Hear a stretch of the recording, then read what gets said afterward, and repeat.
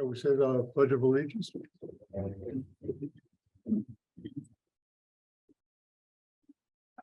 I pledge allegiance to the flag of the United States of America and to the republic for which it stands, one nation, under God, indivisible, with liberty and justice for all.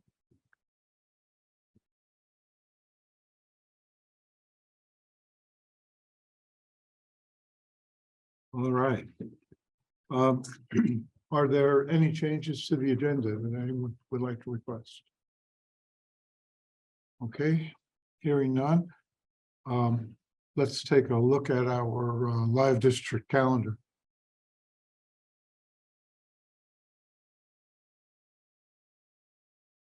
All right, this is Nicholas Handy, School Board Secretary, Communications Coordinator. Can't see me, but can you hear me? Here is the rest of the month of March, which, just kind of started. So we got a lot of stuff. A couple school board meetings, obviously today and the third Monday of the month as normal.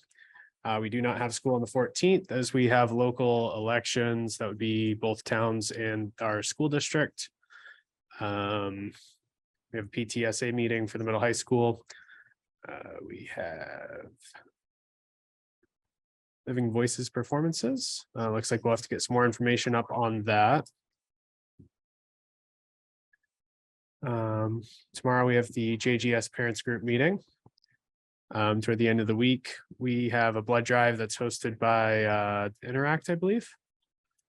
More information about that on our social media pages and I believe the website. A Conval CTE open house. RMS spring pictures. We have some PSAT testing. We have the March concert for the middle high school.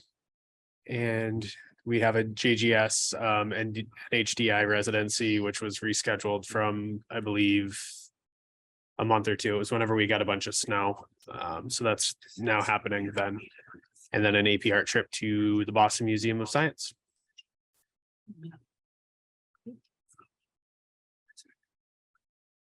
Will there be any code of representation at the Conval CTE open house? Is that a necessary thing or is that what's that?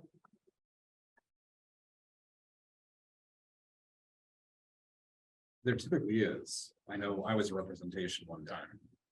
But I don't have the answer to that question as to whether it has been set up. So I did a presentation there one time for the construction trade. Well, it would have been what, building trades at that point. So I know that this, I believe this was postponed from another time frame. Maybe I'm wrong. But I think it was maybe because of the weather. And so I'll have to check in and get that answer for you.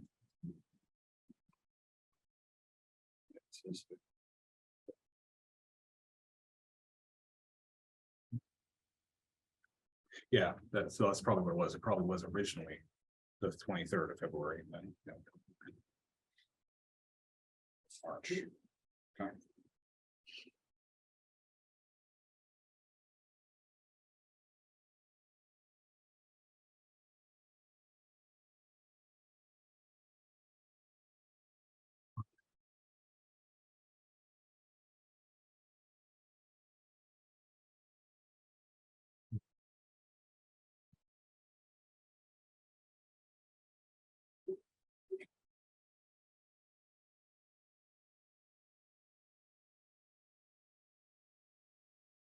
So daylight savings time starts this weekend.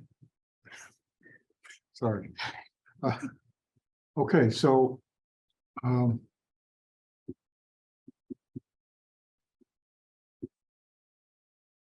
anybody have any thoughts on items that we should be involved in that are on this calendar?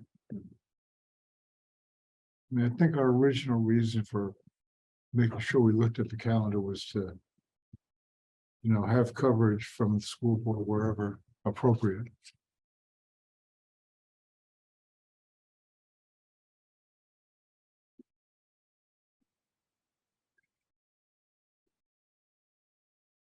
The SAT, PAT, PSAT testing for grades 8 to 11, that's coming up. That's always a very interesting and potentially, I think it is an important day. Not that that's something we're participating in.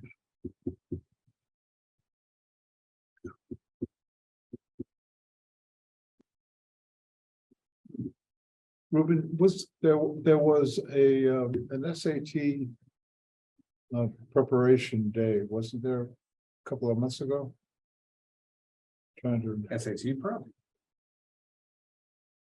There may have been, I don't recall. okay. No. Now that, in addition to being college entrance related, it's also related to our So I think what you're talking about, I think I know where you're going. So the SAT is for juniors is the state assessment. So we work with New Hampshire SAS for grades 3 through 8 for science, math, and English language arts. But the SAT is what the juniors take. And so we have the PSAT from 8th grade, 9th grade, 10th grade, 11th grade, so that we show growth and work on progress toward that. So yes, maybe not even a month ago, we did have some what we call interim assessments that some of our learners took, mostly in the middle school at this point in time. We're on the New Hampshire SAS because that's very accessible to us in the areas of English language arts and mathematics. I would suspect that will be a point of conversation at the education committee, whether it be this time around or the next time around. But I would think that some of it would even be able to be asked this time around. Which is Thursday, correct? Yes. Yeah.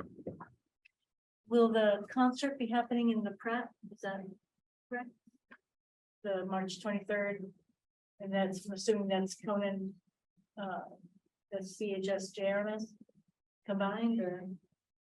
Yeah, I'd have to ask for more on that. Again, I don't upload the school calendars, so whatever's on there is what I know.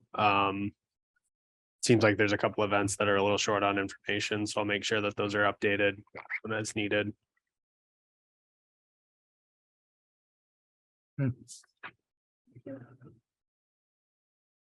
yeah, that's a good question. That would be a nice thing to. I'm attend being with. told via text that the concert is at the Park Theater. But again, we will get more clarification on that. This is the first time they've done that, right? Whoever's on there. Isn't this the first time they've been able to use that for our concerts? It may be for a concert. I don't know. We've had some events there. I know JGS has held a couple. Like a talent show, an Earth Day event. I don't know if we've had a formal concert though. This is the first time that the secondary school would be using that for that purpose. Mr. Dustin, I know, met now probably going on a couple months ago Mhm. with the Park Theater to plan out some partnership work with the Park Theater. I knew they were going to start. I didn't realize they were starting in March. I knew it was going to be this year, and then to start to look at the fall as well. This is huge to me. I'm sorry. Is there somebody on who's able to? I can't even tell you how long I've been waiting for this. Like, when did the Park Theater start? That was always part of the discussion. That our schools would be able to use it for performances. This is really a big deal. I'm being told first time for the concert will be middle and high, will be chorus and band. You want to jump a little? Explain. Okay, tell me, is there a cost? Is there a dress code? We just got derailed. Yeah, no, that's great. That's great news. I'm glad you asked the question. Yeah. It's gonna be fun for the kids. The kids are gonna just Gosh, eat it I'm up. so excited about this. I know the Jaffrey Grade School has used it for numerous things in the past year, and every time that they've gone there, that my daughter's gone there, she comes home and that's the only thing I hear the entire, we got to go to the movie theater. We went to the movie theater. I'm like, well, did you watch a movie? Well, no, we did whatever they were doing, but it's, we went to the movie theater today. Very exciting. It's very Well, cool too. Susan Shaw Sarles is on the board of the Yes. park theater, so that's, yeah, that's great. But how nice to have the middle high school also That is really- collaborating with them now. You may have jokingly asked the questions, but I do have answers. It sounds like maybe donations is what I have right now for info and regular dress for attendees. Okay, And I just asked time. It looks like about 6:30.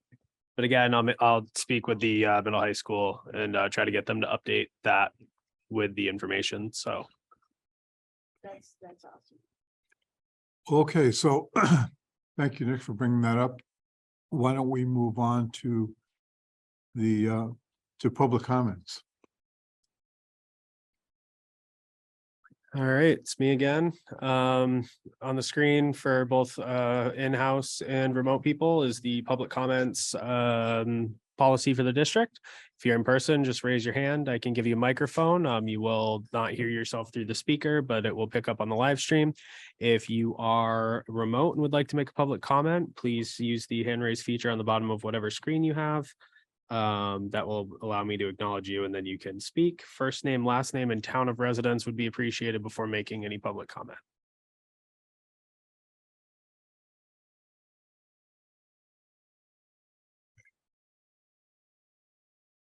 I guess And- while we're waiting for people to potentially raise their hand, while I didn't say it, please do abide by said policy. Do we have anyone yet, Nick, who's?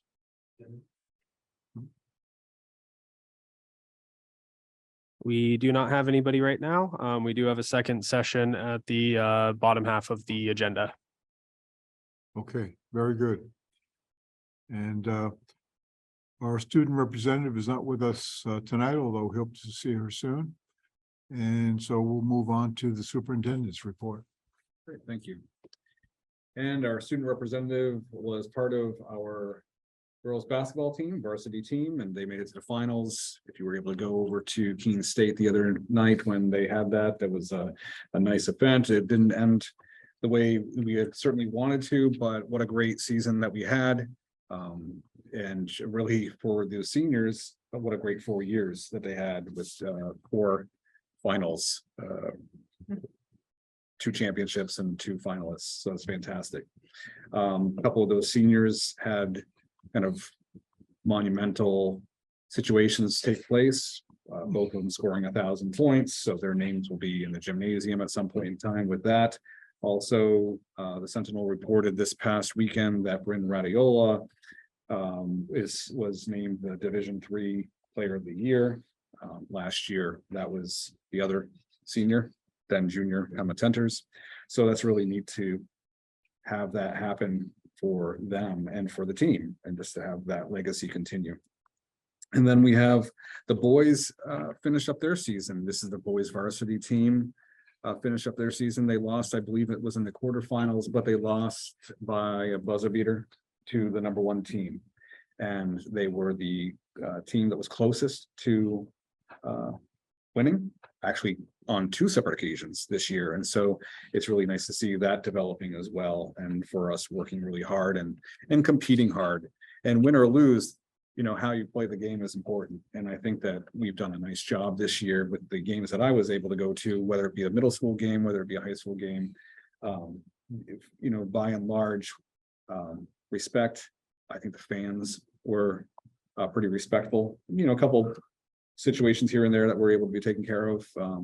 But I think we really did a good job, had a good season overall. So I'm looking forward to the spring. Met the other day with Heather and the track coach, and just talked about some of the hopes and dreams and new elements that are going to be added to that program to expand that, which is really neat to talk about. So we have, this is a busy week. It's really a busy week for Daisy. Daisy's here tonight. Daisy's going to be at the Jaffrey Grade School parent meeting tomorrow. On Wednesday, she might be here for the elementary education meeting that we have, the #5. I'm excited about meeting with that one. And then Thursday night, you have a couple meetings, I think, We back have to back. the Education Committee, and then And we have then the initial to start searching for our new JGS principal. That's right. So the first meeting of that is going to occur via Zoom because of a number of people that we have to kind of organize there on Thursday. And then we'll have, we'll publish out a path forward after that, but just making sure that we have everything. We're going to do it a little differently. We have the traditional group of individuals, you know, a certain number of people from the elementary, the lower elementary, the upper elementary, special ed, you know, all these groups, kind of a person from each and every group representing them. We have some board members on the committee who are also parents. And then when I put it out to parents, we had, and we'll find out who all is going to take part of this, but I believe at least 3 anyway. But 6 individuals reached out saying they really want to be part of that. So we decided that we would do something a little bit different rather than having 6 people or having to say, no, I'm sorry, you don't qualify for whatever reason, when they all have very legitimate reasons for being on the board, all have kids and so forth in different grade levels. We're going to have a separate group. We'll have that they'll all work with us on Thursday, and we'll all be developing questions, but we're going to allow the parent group to have kind of a separate time of interviewing on those same nights so that they can get the questions answered that they want. I have noticed in some of the other interview sessions that we've done and that I've led, even going back to last year during one of our sessions, that while the parents are on there and their voice is on there, sometimes we as educators might talk a lot and we might overtake the conversation. And that's understandable because we're talking about hiring a principal, people who are going to be working with us or oversee us and things like that. So wanting to give the community members, the parents, the opportunity to share their voice and also get the answers that they're looking for. And then we'll come back for feedback sessions afterwards. So that's happening this week. Other things happening this month is that while this Wednesday is the elementary education committee, the short-term committee, next week we will have the second meeting of the bullying, discrimination, harassment policy committee. And then the week after that will be the athletics facilities committee. And then the week following that will be another one of those bullying policy committee. And so our Wednesdays are pretty full with these type of community committees. They're I think going well. They've gone well so far. Today we had our third safety meeting but this was at JGS. We kind of go around to the different locations.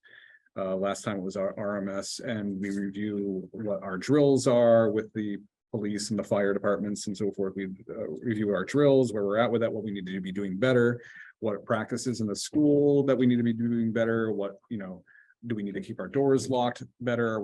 Are there any signs of people propping doors? Or, you know, those are the conversations that we have. We've been doing very well in all those areas. We have some things that we will improve upon. We have some action items and report back out to that group in May.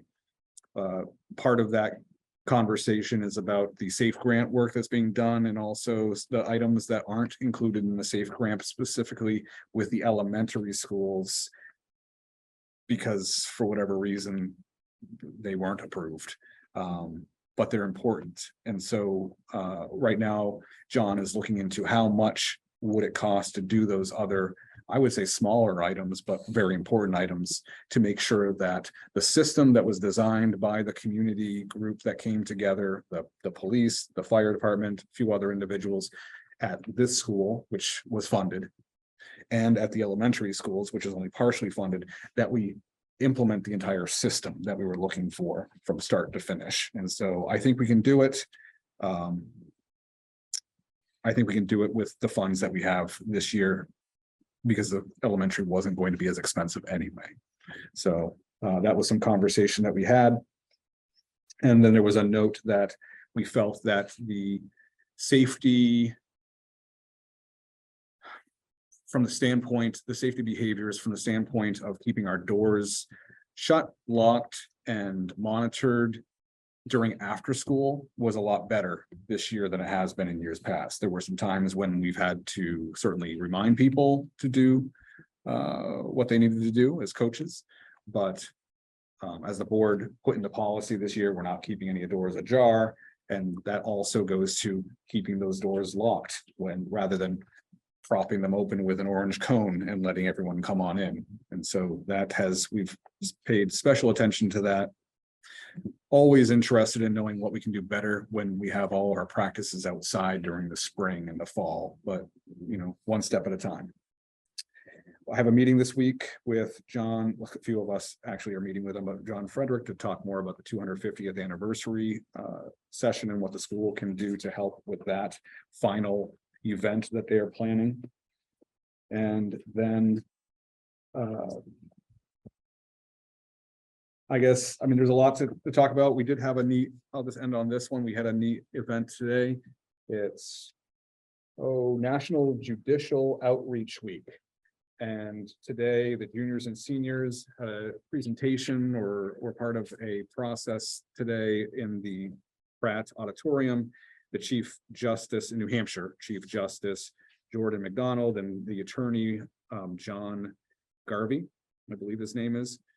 They spoke, gave them information, took questions. Here are some pictures that Nick is putting up on the projector. Are these on Facebook right now?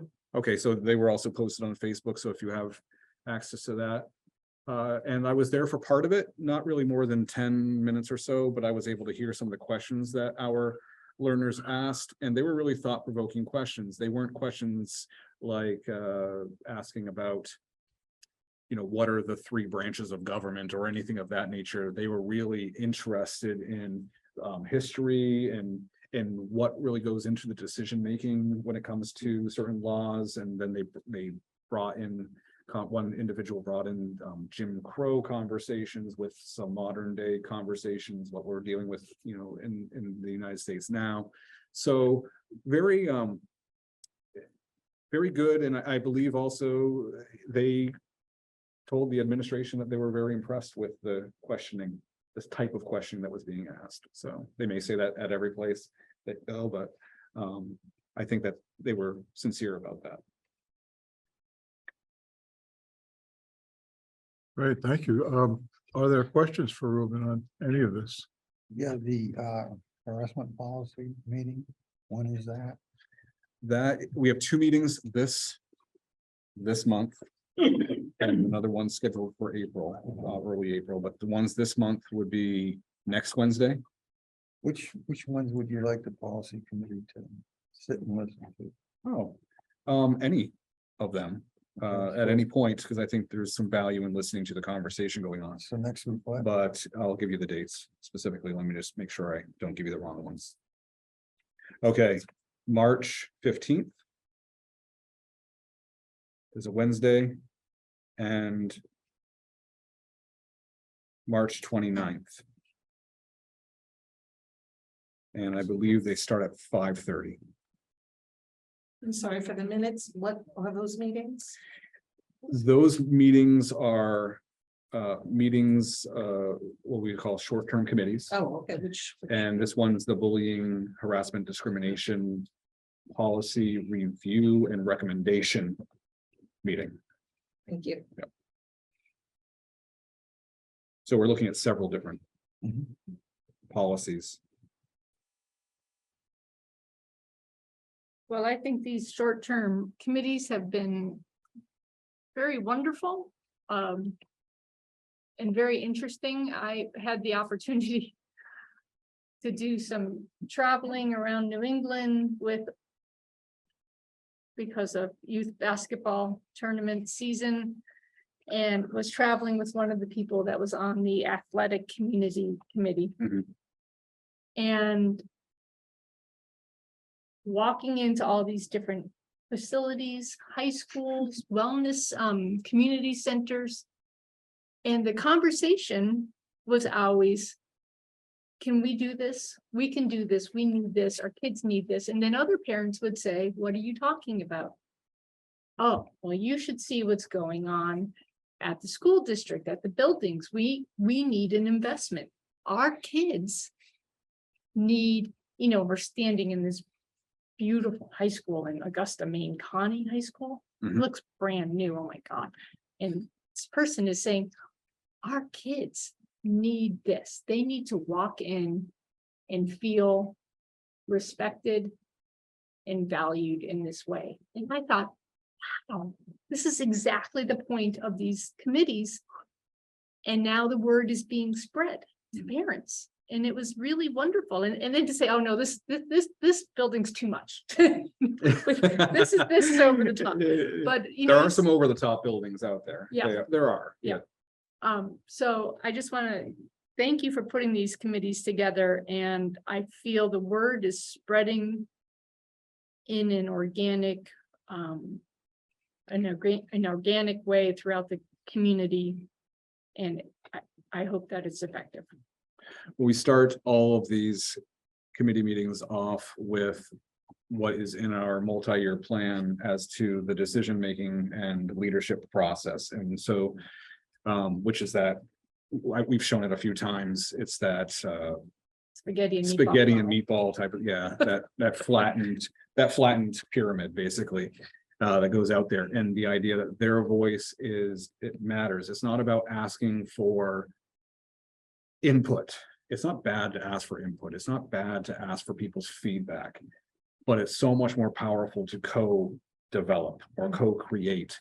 And we learn, even if we don't make progress at that point in time, we learn together and we understand each other better. And I think that's an immediate value I've been seeing. Yes.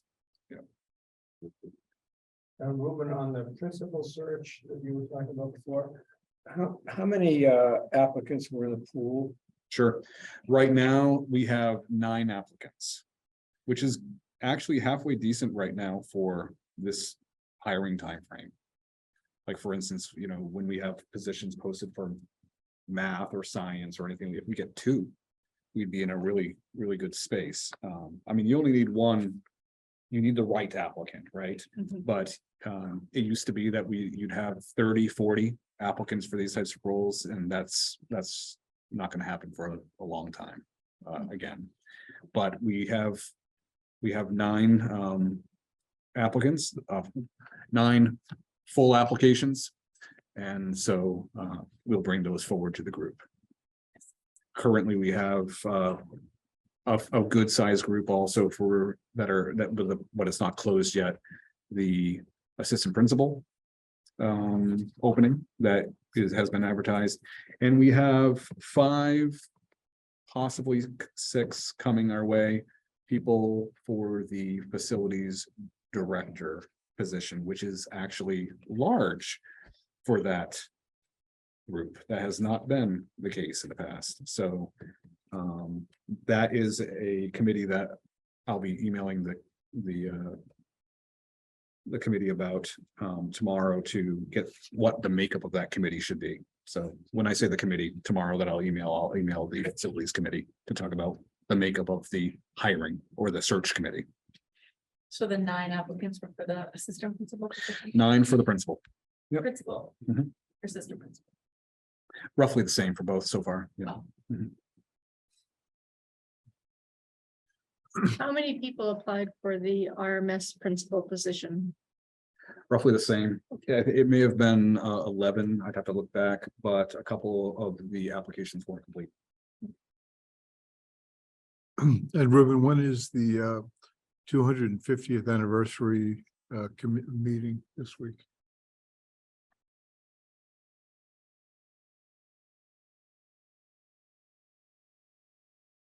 Tomorrow in my office at 3 o'clock.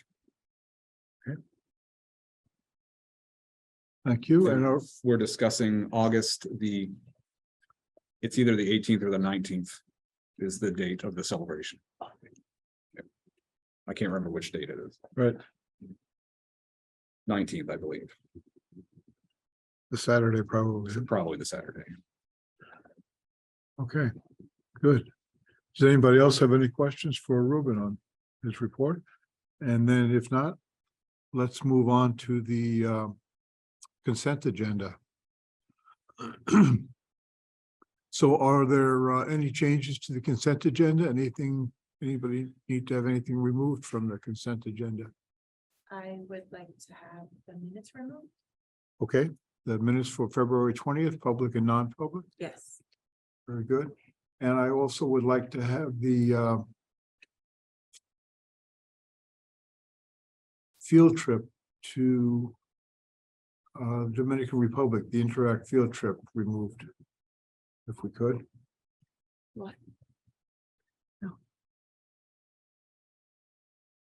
And Do we need to vote on that?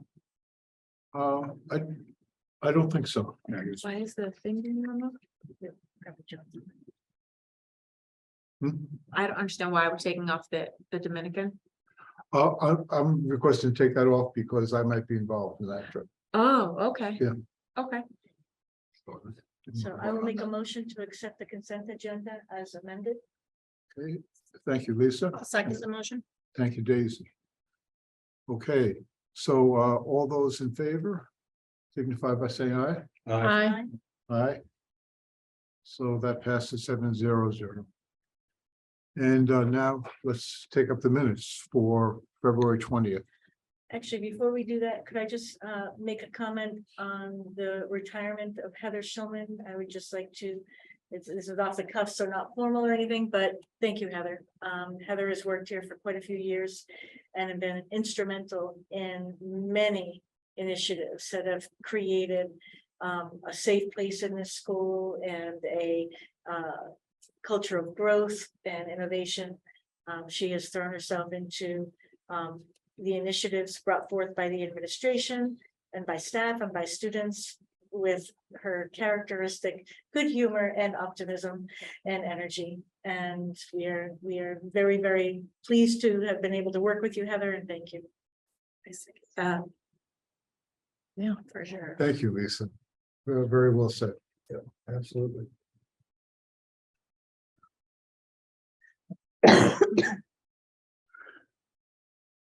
Okay.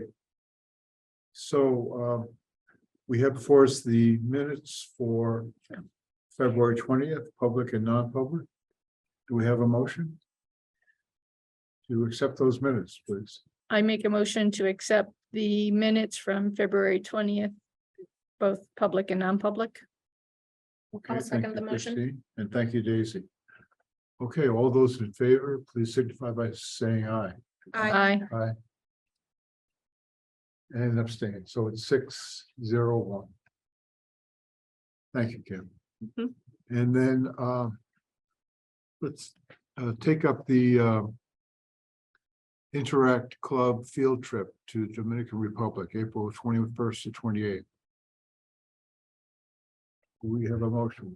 Could you tell us about that first? Because that's cool. Sure. The Interact Club has had an international outlook ever since it began. And it's made, I think, about 5 trips to Nicaragua on different years. Because of political turmoil, I guess you'd call it, in Nicaragua, the Interact group decided to travel to Dominican Republic this year. The group that they've been traveling with, the sponsor organization in Nicaragua, also works in the Dominican Republic. And after consulting with the leaders of that organization, they felt that they could get a good trip that would involve interaction with the culture and service and learning about the Dominican Republic. And they decided that would be a more appropriate trip for this year. and that is over vacation. Yes. Yep. Right. And it looks to me like the 21st, I think that's probably the Friday. So they would be leaving on the Friday and then, Yes, that's the Yep. Friday. Friday to Friday.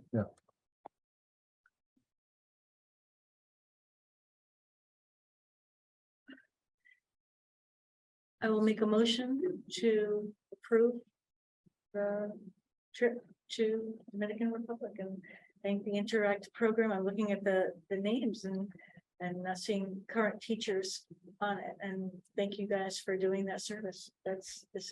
My son went to Nicaragua with your group. And it was absolutely absolutely a life memory, something he always holds on to with pride and care, and would love to do that with you guys.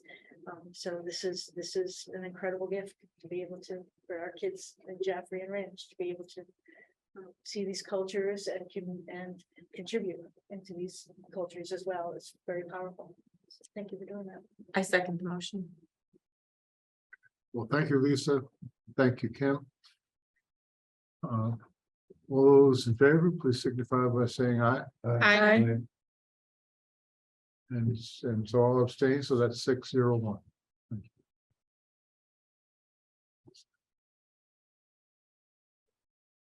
Okay, and now we're on to Leslie, and we've got a presentation on data gathering, repair, and improvement.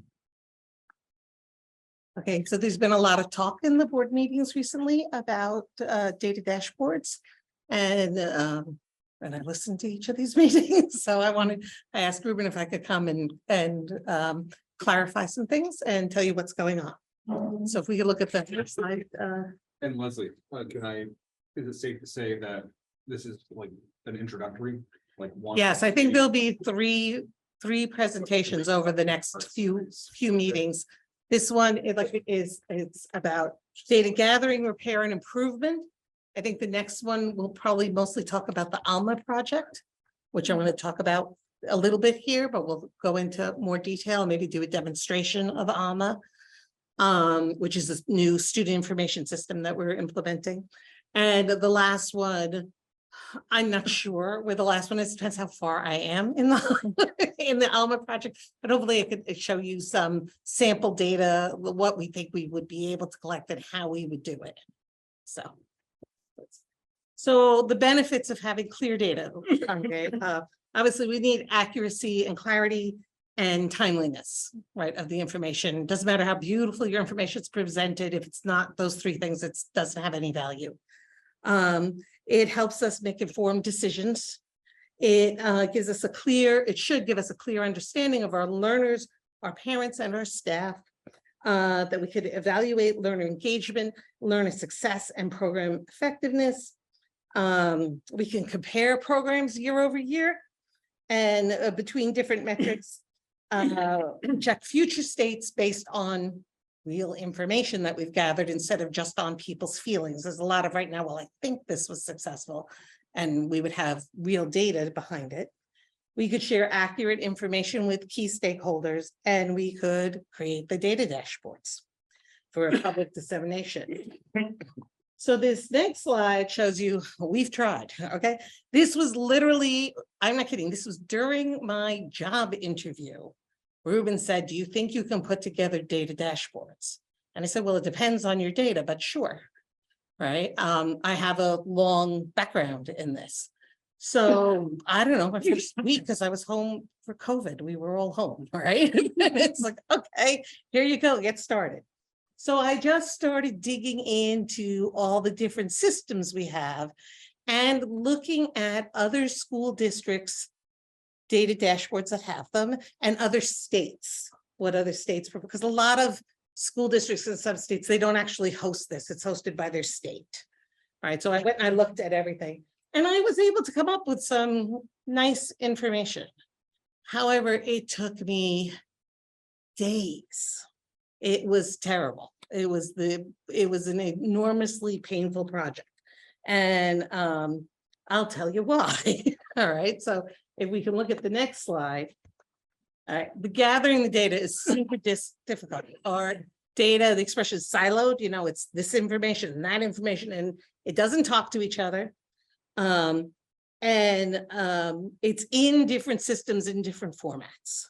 Some stuff you can export to Excel, some stuff you have to do 16 steps to get it out into Excel.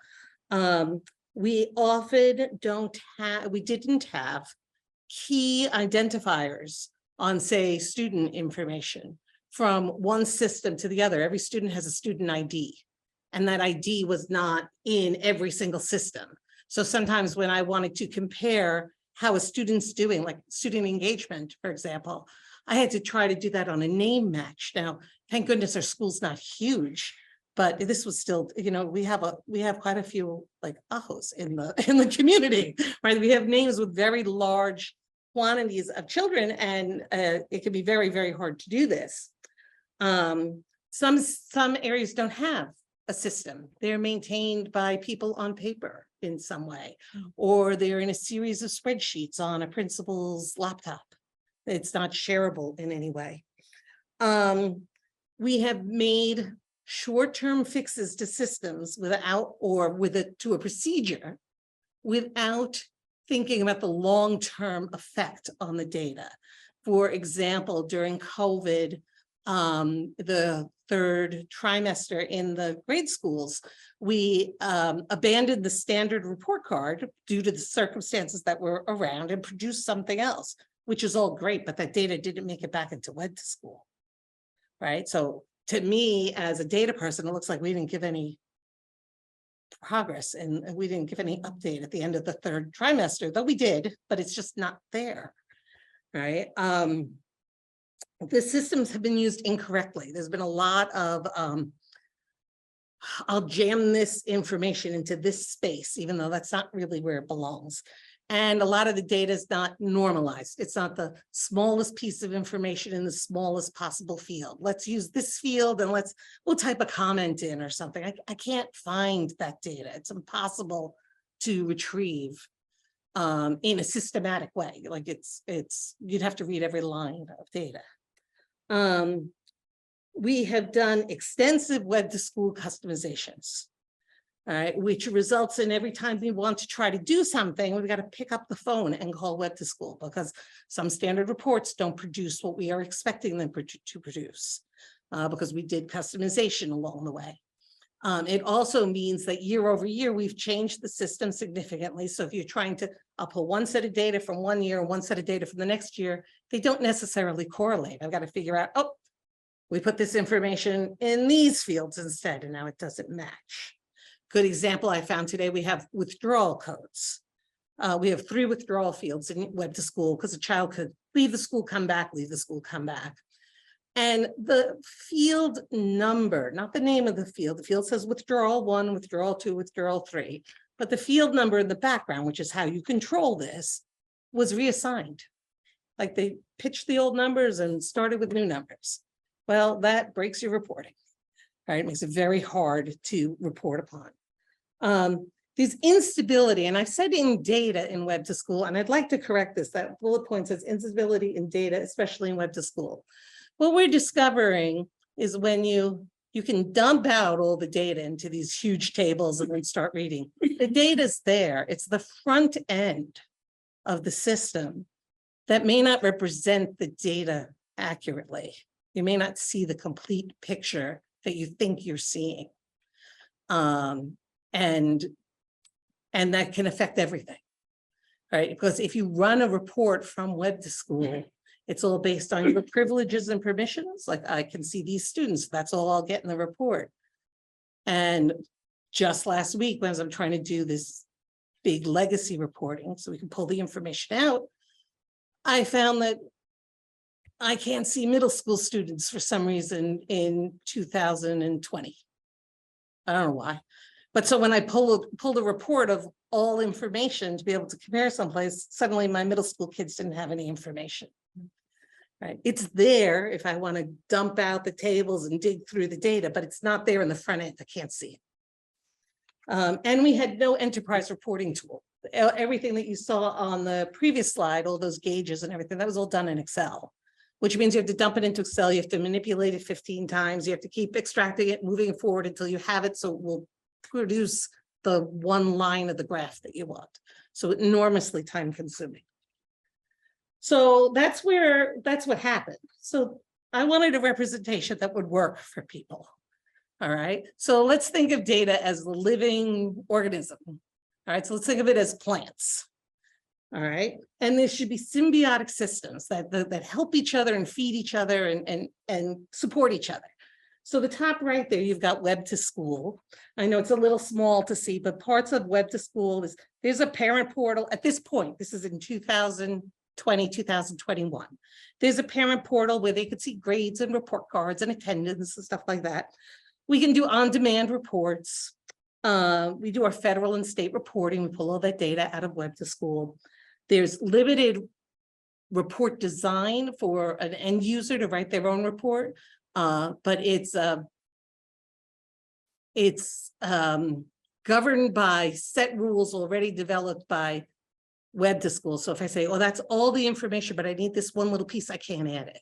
I don't have that control. It's not a report designer. It's just they have these units that we could report on, but I don't have real control to pull specific information.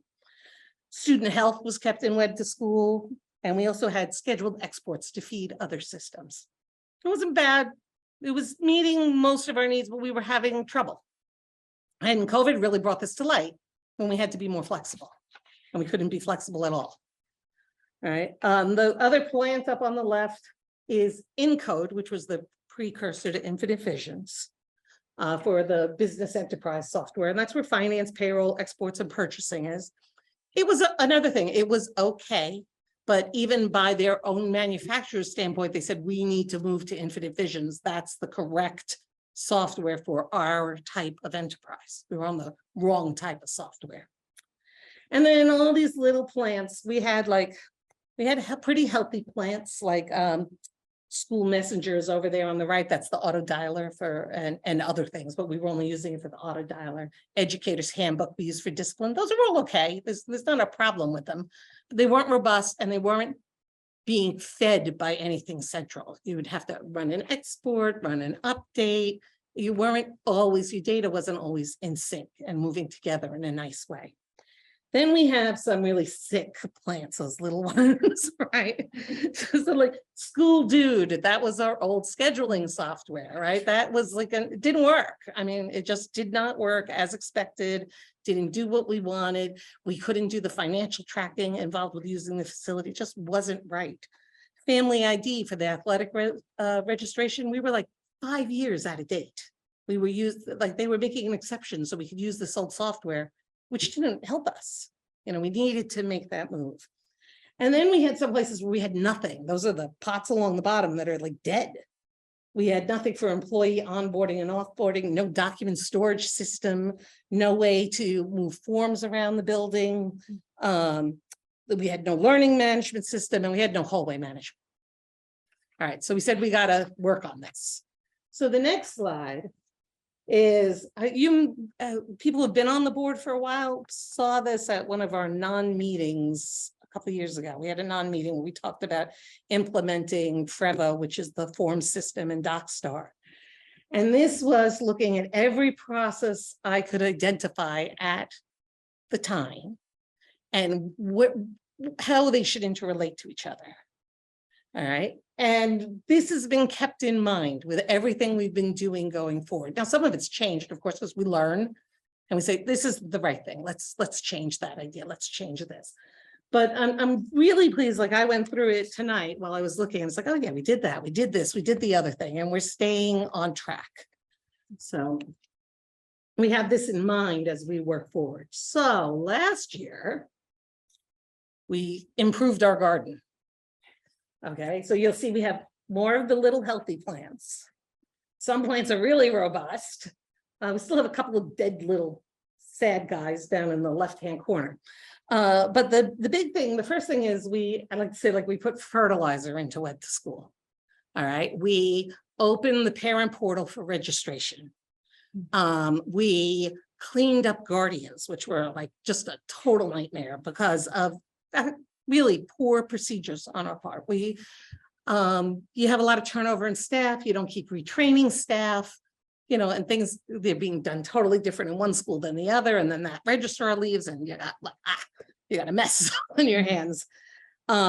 We documented procedures for registrars. We had training for registrars. We had made documentation for parents so everyone could get on the same page. So that helped clean that up a lot. We implemented one of the medium plants over there. We implemented Frevo and DocStar, which I cannot tell you. I am not exaggerating when I would say maybe 2 hours a week of my job before this was finding forms You know, has anyone seen the personnel recommendation for so-and-so? And we couldn't figure out where it was, whose office it was in. Had the employee, has the person been made an offer? We couldn't find it. But now it is an automatic form and I can look right up and say, oh, it's sitting on Ruben's desk or it's in HR or whatever, and we can get right through them. And we implemented document storage. The biggest impact of that was special ed got rid of all those filing cabinets, saved us a ton of money in having to buy more fireproof filing cabinets. I would say 80% of Ruben's records are now digitized. We've done things like implement the whole bullying process is now automatic forms and automatic filing. So if someone comes to me and says, I have information, I need to find out about a bullying incident from 4 years ago. If I know the kid's name, I can find it. Right, which you could not do before. Not at the superintendent's level, maybe in the individual guidance office they could, but not at the superintendent's. iVisions, the top one was upgraded to include it was upgraded to iVisions. It gave Carrie a lot more control over what she was doing financially. It also opened this employee self-service. So where like employees can get their W-2s and they can, I'm not sure where we finally landed with bank account information, you know, for direct deposit, because we did have some issues. I think you probably still have to do that in person, but there was a lot of stuff that we moved into employee self-service and it's generally more robust. We put professional growth into frontline, which was just it wasn't all automated before. And now it's, you know, it's got this process built around it. And we cleaned up, there was the website redesign. That's the other big one, though it's not like a universal plant. It's a little planter. And we put other things that we upgraded, Family ID. So Encode got updated, ASOP went to Frontline, the website was redesigned, Naviance, which is used in guidance, went to Zello. Family ID was upgraded. We added Otis, employee self-service, as I mentioned before, professional growth, SNAP for the health program. We redesigned the Guardian data, online registration, online forms. We've implemented live streaming, obviously. Document storage, and everything has got better documentation. You know, every step of the way, like we're concerned about documentation and teaching people. So there was a tremendous amount of new stuff put in place last year. Okay, so but where are we now? So where we are now is we have a couple of really nice, robust plans. Frontline, we're talking about adding to Frontline, a thing called Central, Employee Central, which will help with onboarding and offboarding. There's a cost, we've got to investigate it a little further. Personally, I think the soft cost of the time saving and the effort put in HR would far exceed the cost of purchasing the module. Finances was already pretty much built out, but you know, there's more functionality, there's more understanding from people. There's a little tiny pot, one pot left. It's a healthy pot though. And that's Master Library, which replaced School Dude. We have Frevo forms, and over on the right, we have School Messenger. So School Messenger, we've always thought of, oh, it's the robocall, right? But it's also the website. And it's also communication between staff and families.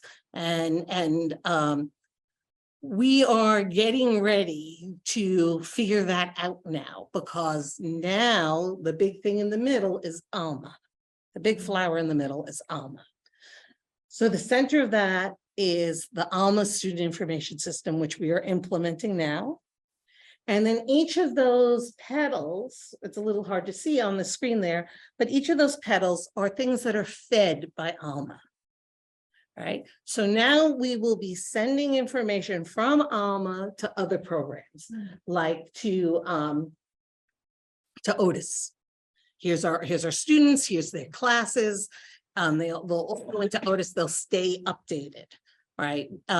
Wherever possible, we're going to use Alma's tool to automatically communicate between systems and not depend on someone remembering to do an download from one system and then upload into another.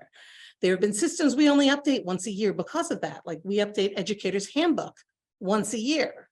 Here are the students who start in September or in August, right? And then we never update it. So if they have an educator's handbook issue, which is for discipline, for a student who's new, the principal or the secretary is manually entering someone into educator's handbook. And then they're not synced back to anything. But now this will be a continuous feed of information, keep everything up to date. Alma has its own registration program called Alma Start. We'll be feeding that, or that will actually be a two-way feed. Snap Health will be fed out of here. Pickup Patrol, Destiny, Hall Pass has been implemented, which is a way to keep track of the children as they're moving through the hallways. Nessus and Standard Exports will all get fed out of Alma. Mosaic, which is the food service program. Well, that was another upgrade. We brought in Mosaic from WebSmart. That'll be fed. Zello, Educator's Handbook, and Arbiter, which is the parent name for Family ID. I'm not sure about if we'll be able to do that one because they're a little hinky.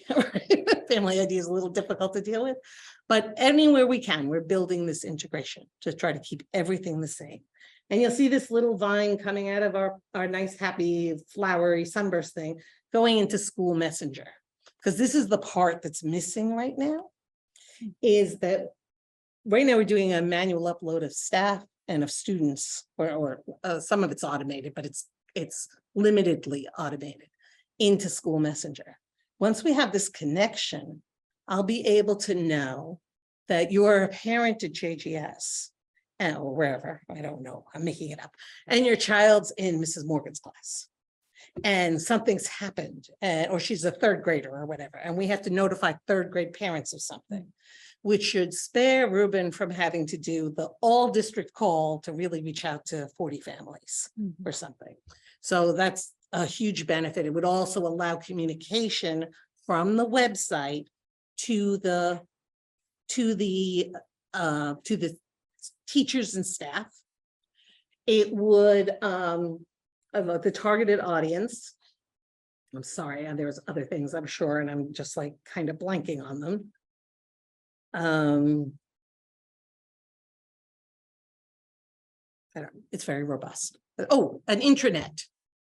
Well, since it would be linked to our employee files, we could now divide the internet between public facing pages, our website pages, public facing pages, policies, school board minutes, important forms for parents, and staff pages. Right, so your leave of absence request form will no longer be public for everyone to look at. And so we'd be able to do that and divide those pages down, which we can't do right now. So there's a lot of like really great possibility there. To do all of this, of course, we're retiring Web to School. We're doing Alma. We're going to use those automatic implementations. We are not going to customize Alma. How it is, you can configure Alma all different ways, but it's still just making setting changes. We're not going to Alma and say, oh, we really need this. And all this work we've done so far, we've asked for 2 specific custom fields, which is to keep track of children who we can take pictures of and publish, and to keep track of who can take a walking field trip from school. Teachers need to know that. And then we had to add, it wound up to be a lot of fields because we want to improve keeping track of children on buses. So we added AM, they only have an AM and PM transportation, but a lot of our children do different things on different days. So we have one for each day, an AM, PM. So but that's it. Like you've got to really come up with the super good reason why we need a custom field and why we can't use what's in Alma. So this should give us much better ability to report, because now all the information, if it's not in the same place, it all came from the same place. So I'll be able to go back through data and find things. And I can, if a child's in Educator's Handbook, they have to be in Alma. And then I could find out what's going on in SNAP. Maybe the child had a high absenteeism due to some poor illness, and that's what I'm looking for. You know, something unusual has happened, to dig deeper. And this has presented some challenges. The Alma implementation is going very well. I don't want to sound like it's a problem, but it's a huge job. You're taking square information and shoving it into round holes, right? So I have dedicated 80% of my time to this project since October. And I don't see that letting up until September. It's enormous. As I said, the web to school data is hard to fit. It took 6 weeks to migrate all the people involved, the students, the parents, the guardians, other associated contacts, the staff. 6 weeks to get them in. There were some fantastic new features that we didn't have. So it's like, it's worth every second. Like, I'm not upset. I was tired, but I'm not upset. And I said the web to school, and I want to say again, it's not the data is not stable, the interface is not stable. So I can't rely on it. And right now I'm having this problem that is stopping me from running legacy reports. One of the things I'm doing is creating a report for every student for every year for all their information in web to school, because we're going to close web to school, but we'll have a report. But I can't run them right now because I'm having trouble with web to school. We'll get it, but we're having trouble. And there's a big need still for work. I have to produce parent educational documents to explain to them what's going to happen. How do we have to reconfigure the website, with new information about this. We're working on these integrations, that's reconfiguring related programs to work with Alma. And we're going to have to dedicate a PD day in August to train teachers. And our goals, which is the last one, is we want the ability to export data from all systems that's normalized, stable, and share key fields, so I can do all this tying back of information. We want to be able to do enterprise reporting across all data sources using these exports, and create comprehensive exports. I'll still have to go to some of these programs and say, okay, give me this manual data dump and store that data to produce a report. But we also bought enterprise reporting software. So I no longer have to dump it into Excel, spend 4 hours manipulating it. We can do that in the enterprise software. And it's scalable. That's scalable. It doesn't matter how many kids you have, it's all there, it never changes. And we can extend the reporting eventually to include visualizations like the gauges and the graphs and the charts. So those are all our goals. And next time I come, I'll show you Alma, so you can see the differences. Some of you are parents in web to school, you've seen it. Love the challenges, I'm sure. And we'll show you the new way it works. So if you have any questions, I'm happy to answer them. Yes, Forbes. Well, I'd like to say thank you for all your effort in putting all this together. It's obviously been a lot of work. I think I heard you say that you're going to be training some, I guess, teachers how to input some of the data. Did you say that? We're going to train teachers how to use the student information systems. That's going to be inputting their grades, final grades. Okay. And like children will be earmarked in certain ways. So they'll know if a child has an IEP or a 504, which will also be loaded in Alma. They'll be able to see them. Based on their security, obviously. And scheduling is done in here. All their scheduling, and so it'll be very robust. It'll be doing everything and more than web to school is doing. How many people besides yourself will be able to eventually manipulate all this data and keep track of it all? Okay, so every teacher, and we're going to add instructional associates to Alma. They are not currently in web to school. So those people will all have data and be able to do some work on data for the children they're related to, the kids in their class, right? Then you have guidance and counselors and all other types of services. Those people will have ability there. Registrars will be able to do a lot with student data, and because they deal with registrations coming in and changes. Right now, Adele Remillard and myself, we're the system admins, right? We can do anything in Alma, but that is really restricted, obviously. And I think we've divided down to, I think we have like 15 or 16 roles that control security as to what you can do. So there are 2 of you. Right. And Mike Cotton, but that's an emergency. If Adele and I are both. I mean, I asked because you were talking before about how when a registrar leaves and everybody. Because we haven't had these procedures.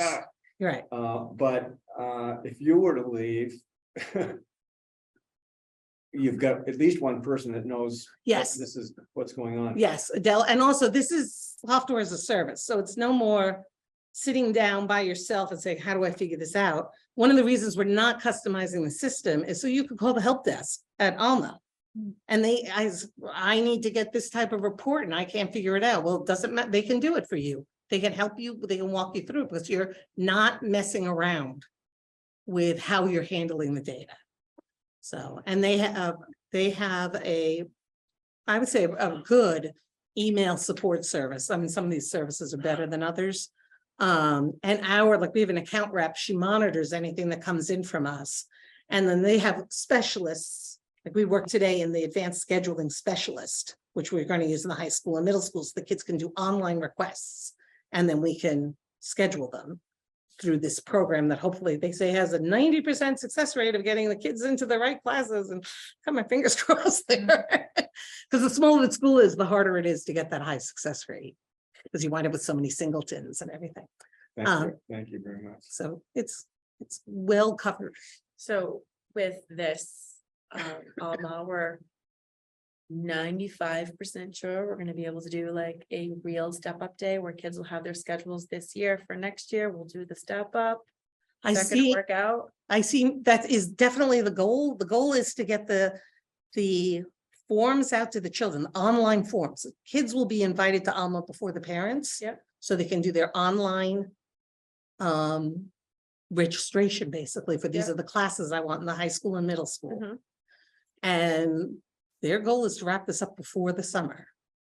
So, and we're on track. According to Alma, we are on track. Subjects have been entered, courses have been entered, classrooms have been entered, staff has been entered. So Kim has some work to do configuring, like she will assign teachers, Miss O'Coin is going to teach 9th grade math. That's like the person we put in, and the secondary teacher is going to be Mr. Duncan. Yep. Right, and then the program will go through and say, well, we don't need Mr. Duncan. It was real funny today because the woman running the class picked all people who don't teach, like picked the guided secretary and me, and then Ruben. And I said, well, we're in a lot of trouble if we get down there.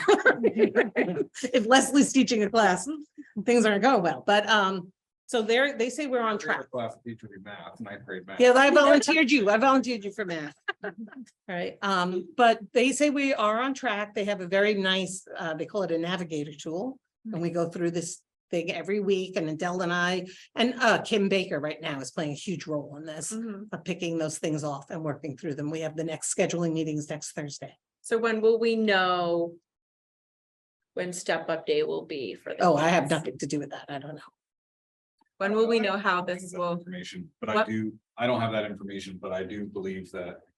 From what I have been reported from you and from talking with this administration over here. They feel good right now about where things are at. Yeah, With the program. They feel, I think, fairly confident that. I think there's high confidence. So then if we I- back that up, when will we know? If there will be, when the date will be that So I the think you're kids will have, having a like, I remember calendar last year, discussion, right? we were And- told they were gonna do it, it was gonna happen, nobody had their schedules and. The week before school started, everybody, my child included, had no schedule. Right, that will not happen. I don't care if I never leave the building in July, that will not happen. If I have to do it on paper with cards, that's not gonna happen.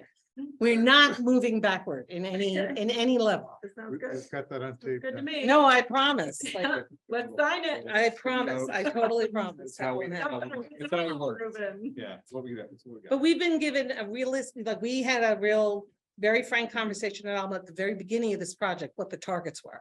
Okay. Like, we were gonna have registration open for preschool in April. Mhm. Those are the first students who are guaranteed new students to us. That'll be open in April. Shortly after that, the re-enrollment for parents Mhm. should be open. This is, I think, one of the, not the actual process for the parents, but the back end for myself and Adele is very complicated. Mhm. Because you can't copy the stuff from school to school. I'll make it for the grade school and then I have to actually physically enter the whole process again for the high school and for Ringe Memorial. So your next actual goal is April registration for preschool. Well, that is one of the next actual goals. And yes. then after that, so after April, we can be looking for the date of when. All these things other are running kids- concurrently. Okay. So I'm working right now on the registration part. Kim Mhm. Baker is working on the sign up for courses. And they're all Okay. running concurrently and they all have different dates. But we don't have, I don't know of a firm step up date. But Okay. we had put out to Alma that we hope to, we've got the course request forms ready for Mhm. the kids. And I guess even if it's not a step up date, a date where the kids will have their schedules They're- in hand for next year. The goal is to have before their this schedule year's over. before they leave this year. Yeah. Yes, yes. That's the goal. And that's the goal. That is the Okay. goal. But we will not have pandemonium in the summer. Mhm. Like that will not happen. We are already light years ahead of where we were last year at this time. Okay, Right now, it's learning, we're learning. okay. So- That sounds good. So I can ask more questions at the end of April and maybe we'll know a little more. Oh, yeah, I know more next week, actually, Okay. because we're gonna have these meetings every week. Okay. We have Alma meetings every week. There's quite a large team. It includes me, Adele. Mike Cotton comes to some of them because they don't all pertain to him. The assistant principals, some principals, guidance, we meet a lot. Mhm. And- Because that goes hand in hand with the teachers knowing how many kids they have Yes, and what they need to do to prepare Yes. for next year, which will help them yes. in the future. Yep. Okay. I just want to say, Leslie, that I'm impressed by the progress. I think we're really heading in the right direction. I'll be interested in the rest of your presentations. And I just wish that some of our former board members were here to hear and see this, because it's been something we've been looking for a long time. And it looks like it's on the horizon. So I want to thank you for all the work you've done. Oh, you're welcome. I've actually, this has been very difficult, but I've enjoyed this. It's like a discovery mission every day, like, where is this? And I get very frustrated, but over the real thing of it's like, I figured it out, You don't want her to shut the door, Ruben. I need to talk to you. Gotta lock it. I love the way you presented it too. That was really great. Okay, But- I'm glad. I thought like a sick garden to a healthy Super garden cute. was like a good way, and I like ties it. into your wellness committee, so. Yes, it does. Right. Anything else? Yes, Yes, the Alma system itself. What was the generation? Was that a state program? Is that statewide? Or- so the state accepted Alma for state reporting. So even if you're not an Alma customer, you're gonna have an Alma ID to the state reporting page for school district to fill out all of that to be able to generate all the state reports. We were very unhappy with what the school, and it got worse last year toward the end of the year. It was just nothing but trouble. And we were waiting, every day for the state was late awarding this contract because we wanted to see who was getting that contract. That was gonna help us decide what we did. And Alma was in the running for us. It was well investigated by us when we were looking at learning management, because they also have a learning management component. So it was familiar to us. And then we had seen the demos and everything. Then the state said, yes, we're going to Alma. So we said, well, this is a no-brainer. Let's go to Alma. And that works well with Otis. With what? With Otis? Otis. So it's a one-way communication to Otis. So we send the students, the classes, the teachers, but it does not take information in from Otis. So we will export final grades from Otis. So think of Alma as running your report card and your transcripts, right? And Otis is the day-to-day. Okay. And Leslie, I have one more question, but I just want to say also, thank you very much. This is great. Didn't realize how much work was going on in the background on this, and this is really awesome to know. I hope people will go online and watch the recording of this meeting and be able to see this, because I think it's very impressive. And so then my last question is, looking about 3 slides back of that, I don't know if it's a sunflower or what, with Right. Alma in the middle. There are so many petals, and you went through them, and mentioned them all, the Nasus and the exports, the Mosaic and Shelio and Zello. Zello, okay? Arbiters, Zern. Are these systems all in are they all being used? Are they new systems? Yes, they are all in place. There's one that's not in here right now, which is MobiMax, which is a student. I'm not Math. sure what MobiMax is actually. Math, It's like it's a little math, math program. It's a support. right, which I don't know that we're renewing next year. We are reviewing. see Right. what we want to renew. So the idea on that slide is all of those pedals are fed with Alma information to help keep them up to date for the end users, for the teachers and for the guidance and for food service and everything. So we would have this happen that people would send in their food service app, the free and reduced lunch application, we couldn't find them. Right, well, you'd have to do this like research project to find out who is this child, right? And now we can do that. They'll all be fed from the one system, which will be much easier for people. So on all of those things, yes, are in place. Some of them, like Alma Start obviously is being developed. And what we're working on, another track, like I said, we have registration, we have scheduling, and Adele and I are working on integrations as well and they have a integrations unit at Alma. And they're also talking directly to some of these vendors. They already have an integration to Snap. All we have to do is test it. They have an integration to School Messenger. That's a little more complicated for us because we're not at that level yet in School Messenger, so we'll have to test it. We'll have to test each one. If it works as expected, we turn it on and walk away, which I'm really excited about. You like the idea of walking away? I like the idea of not worrying. Yeah. I hate the worry. What happens if every time before a snowstorm, I get people who want to be added to the School Messenger list. Right, and those are not a big deal for staff, but I'm worried about the student integration for parents. I'm not 100% comfortable with that. And that if I don't have visibility to see if it's running correctly all the time and when was it last updated.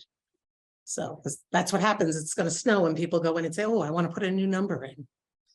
Scary. I mean, in short, I think what we're trying to do is build sustainability for Sustainable and scalable. and scalable. Right. Sustainable and scalable. And so your plan is to come back several more times? Yes, so not the next meeting because I'll be away, not thinking about you. Thinking about other things, like nothing if I can. But the meeting after that, the first one in April, I think I'll be doing an Alma demo to show you what Alma looks like Okay. from the administrator's point of view where I can see everything. I won't have grades and stuff in there, obviously, because we don't have grades for students in yet. But I could show you how a student file is set up, how their relationships are set up, the ability to run reporting and stuff like that. And what a parent will see registering a child. Be able to show you that. Great. And then the one afterward will probably be more on the integrations and how we're keeping everything in line as we learn more. I'll have to see where we are in the project really as to what that last meeting will be. And then I'm happy to come back whenever you want, just ask me. It's not a problem. Great. Thank you so Good. much. Thank you very much, Liz. Okay. Thank you. Yes, please.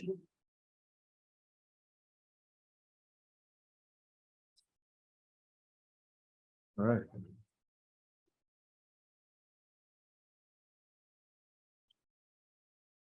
Okay, so we are. That was great. That was great. And after such a long time talking about dashboards and information and Good, Nice to I'm see really you. glad it was useful. Information is power. amen. Amen. So 2023-24 school district calendar. Okay, so this is a draft calendar. I don't want any votes on this tonight because there are some possible moving parts here. The process we've gone through so far is I met with the leadership of the JREA as specified in the agreement that we have with them, and we meet monthly anyway, so it works out well. They did a survey, gave us some information. We also did a survey of the administration here as well as to what's been working or what hasn't been working, so we got that information. We then met with the, Nick put together a calendar based upon the information that we had from staff And also the information that the state gives us as kind of a sample. Suggested calendar, I believe is what they call it. And then we go and meet with Conval and with Messinic. Now, it is law now that we have to make sure that our calendars coincide. For the most part, I think we are allowed 10 days difference. And the reason for that is because we have a CTE program. We share that with these 2 other schools. We don't tend to have a problem with that. We tend to be right. We align ourselves well that way anyway. I don't think we've ever had that problem, but maybe that was the case somewhere or in a few different places within the state. So, but it is law. It's just for information's sake. So we have down that we're pretty close with the group, even with this calendar. We have some conversation around the 9th of October, whether that would be a teacher workshop day or whether that would be just a vacation day. We didn't do that this year. There were some reasons for that. We had more days that we had to put into place for voting. And so that kind of messed some things around what our normal practice is. We did have some parent feedback that they would have liked to have had that weekend. I think that, that was a quick, we had that feedback. I go thinking that Monday is closing our campers. So. Yeah. So, and that's not the only person who gave us the feedback. So I do think that day is important to take off in either a workshop day or a vacation. I do think for the vacation makes more sense, which means that we would need to change that and put that workshop day in another location. And there are a couple different locations that I'm going to talk to the JREA about tomorrow as to which they would prefer. And I'll tell you what, I think would be a suggestion if we want to align ourselves with Conval because they have a similar situation.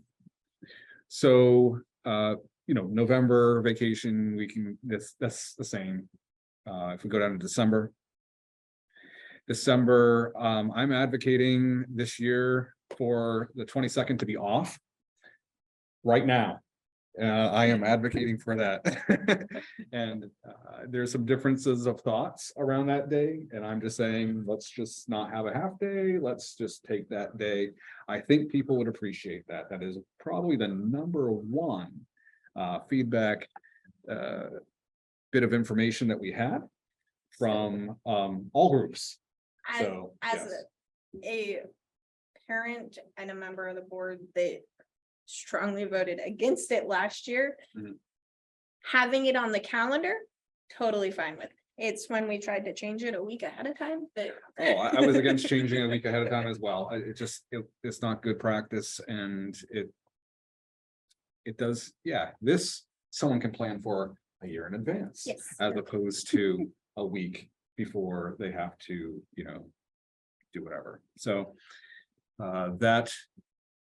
then we go to January. And we of course have the first off. The question would be, do we put that day, that teacher workshop day on the 2nd there? That's a possibility. There has been some feedback saying that might be an okay day, giving families an extra time for travel and so forth. The other day, if we can go all the way to May, so we are on the same topic. May, what Conval does is they do, and they did this, I believe, for this current year, as well as they're doing it for next year. And they're solid, I believe, on this. I believe they've passed this already. Is the Friday before, so the 24th, the Friday before, or the Friday of Memorial Day weekend. To have a workshop day on that Friday to allow families that 4-day weekend. And there's reason for that. We do see a decrease in attendance during certain periods of the year, and that's one of them. Maybe not as much for us, but we think that would be a good possibility. So we'll talk about that tomorrow and bring back a suggestion next time. And then, April and February breaks, those are just the state holidays or weeks that they suggest. We typically go with those And those are what the other groups are going with. Are they both still opposite Mass? I remember every now and then we align with Massachusetts, at least in February. Yeah, I think it might go back and forth. Yeah. I'm not sure if it's opposite or Okay. not. Last year, it was the same week. And This this year, we were separate weeks. Yeah, I think it goes back and forth.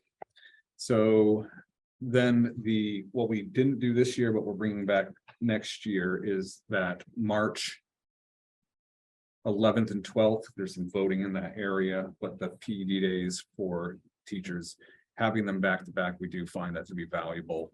I think we've, lose some continuity when we don't have that. It's helpful to have them. And then we're not suggesting, although I think depending on how we show you that they're utilized in the future. I'm not suggesting putting more early release days for elementary at this point in time, but keeping that same schedule at this point in time. We do have some value. There's some curriculum work being done. We have a new principal coming in next year and so forth. I think, having some capacity to work with your staff in a collaborative manner and know that you have that is valuable for someone coming in. And of course, why it was designed in the first place to continue to build camaraderie, cohesion, and collaboration between the two elementary schools. Yes. There will be an additional election day someplace between January or someplace between December and March. Don't know when, but it's the presidential primary. Democrats have it set for one time, and Republicans another. Oh. Are we there already? I thought it was the 24th, 2024. I think you're right. The elections will be in November, but the primaries will be earlier. Yeah. In the spring. Wow. Yeah, we'll have. In June, in July of 2024, we'll have 1, 2. 3. I believe we'll have 3 because we'll have a primary, state primary, a state election, and then a local election in March. Yeah. So, but I think that whenever they determine when it is, and we don't know. Okay.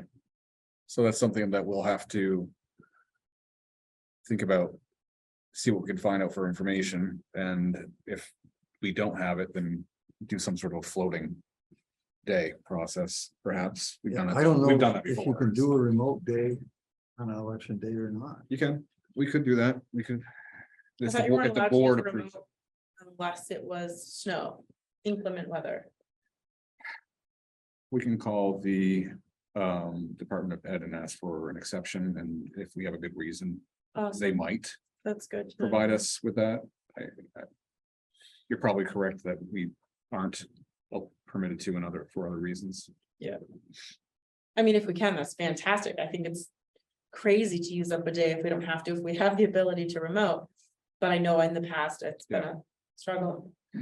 Yeah, and just as a side note, really proud of the participation we had during this last remote day. It was from what I don't have all the data because we're still working on that. It's not always the easiest to get reliably anyway, but anecdotally, it seemed to have gone very well. Certainly the pictures I seen of screens with all the kids on there, and also just from talking to teachers in the high school who have said, wow, they had some really valuable time with their kids.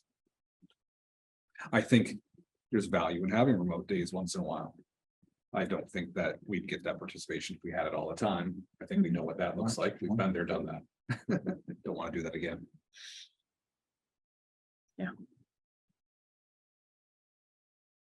It's good to keep the practice up, though. Who knows what's coming down the pike? And I think the teachers, as far as I saw, did a fantastic job setting up a schedule that allowed for interface, to see who's there. And then also time for independent work is what I had with our grade schooler and our high schooler. So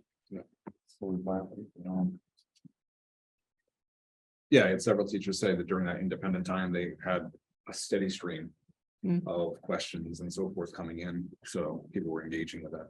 I'm sure that there were some who, took some time to do some other things, but that's fine. Okay, I know we're not voting on this tonight, Connie, but I guess I would like to just put in 2 cents that I think October 9th is a good day to have off, just personally. But I also would like continued conversation on the 22nd of December. I guess I feel like that's better served as a half day. I agree it should not be full, but I think it's better served as a half day. I think it kind of protects our time coming in with snow days and I guess I'd like that conversation to continue on the 22nd of Sure. December. Sure. How many snow days have we used? Well, this year we've used 4. Yeah. And I recommend, we should definitely make a decision on the final days of this school year. Right now, I'd recommend that we keep the graduation day the same. Because I don't think we're gonna have to be concerned about. So the whatever 5 graduation days. day can only be how long before the last day? 5 days. Yeah. That's 5 school days. 5 school days. Yeah. Yeah. So we're in good shape that way. Well, But especially where the snow days fell, they fell all kind of together. We shortened basically, if we don't continue on and add those days back in, we shortened the second semester pretty heavily for the high school, middle school. So I prefer to make up. right those right days. now, the last school day is 3 days. We have 3 snow days allowed in order to meet that 5-day window. If we use 4 snow days, I don't know.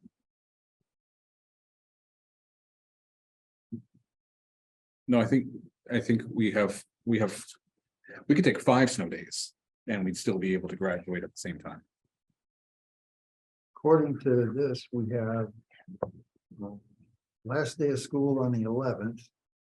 And the 12th through the 14th is potential makeup days. Is that next year? Oh, I think you're talking about next year. I see what you're saying. I was talking about this year. Oh. Sorry. I'm sorry. No, it's all right. I'm right. I get what we probably did go back and forth. I'm sorry. A little Yeah. bit. So if we're talking about the calendar that we're looking at right now, Yeah, yes, yeah, you would be correct. That, yeah. okay. So if we're okay on the calendar for the moment, this will be coming back to us again. Yep, we'll have more feedback from some of the, yes. So I understand that to get it classified as a day of school, they need to be in the building through lunch time, correct?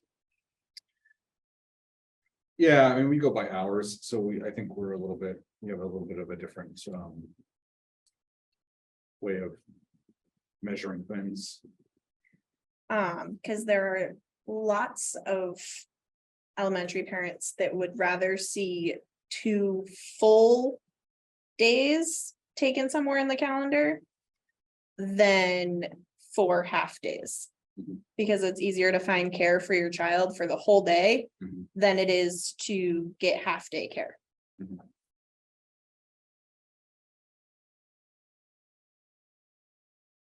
Hmm.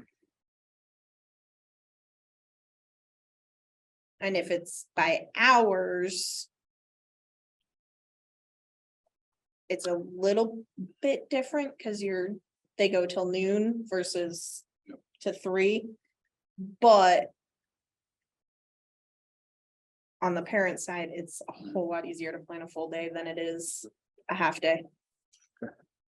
It's it's an interesting conundrum. I had the chance to go over and visit another school district a few years ago, and a key element they had with these early release days that allowed teachers to have the time for sharing. And they really said it was challenging for parents. They had a lot of them. They had one every month. But they also said that they would like more, but they couldn't do it because of that impact, so. Hmm. It's a little bit of a conundrum. But it is good information. I mean, there's reasons not to do it twice. Mhm. Yeah. And there's other factors to consider too, that we'd have to consider doing them. Yep. Is there a way to offer or work with a community partner to like Parks and Recs to offer Yep. a after-school program where the kids get picked up? I think there's definitely a space there for an opportunity like that. Mhm. I think we might do that. I could be wrong. I think we do that in Ringe, but maybe not on early releases. Maybe they don't do the early release. I'd have to check. An opportunity for town district, school district communication. Yeah. Yeah. Yep. Yeah, let them know in advance and they can schedule something fun and affordable.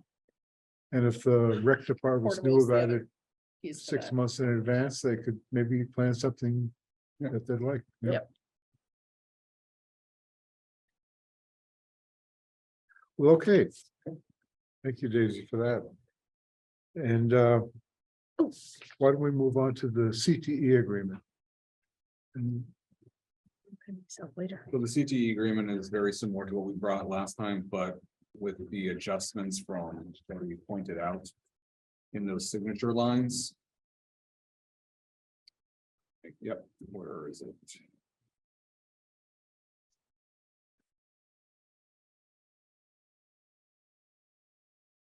Yes, they should all now say receiving and sending districts on there. So thank you to Chris Martin from Messinic who was able to get a hold of the document and change it in that way. great.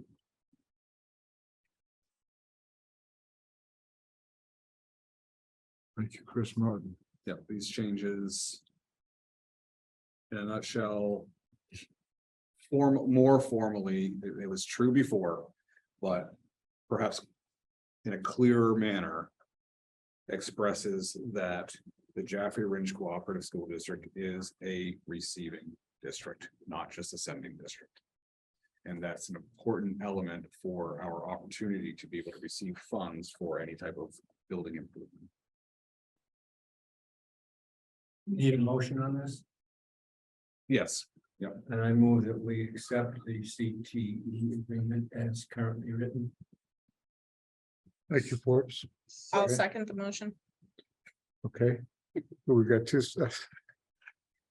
I think I heard Charlie first, so That's okay. give him that one. He's closer to me with the speed of sound, you know. So, okay. All those in favor, please signify by saying aye. Aye. Aye. Okay, so I carried 7-0. Great.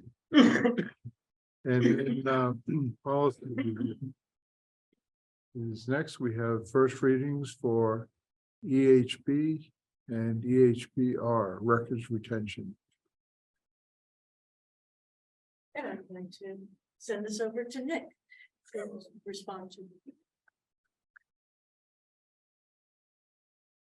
Yeah, so this policy review was requested by the business office. We have an upcoming audit and there were some policies that were noted as not being as robust as they may need to be, in particular EHBR, which just deals with the amount of times that we have to keep a lot of documents. You'll see at the bottom that there's a table. We ended up looking at the School Board Association policy and another school district that had already approved and had their process to ensure that what we had there was, acceptable for this type of audit. The one thing that's added to this policy that's not in the School Board Association policy is the responsible party line. And from our original policy to what this policy is, we're adding the responsible party line and the statute rule or legal authority line.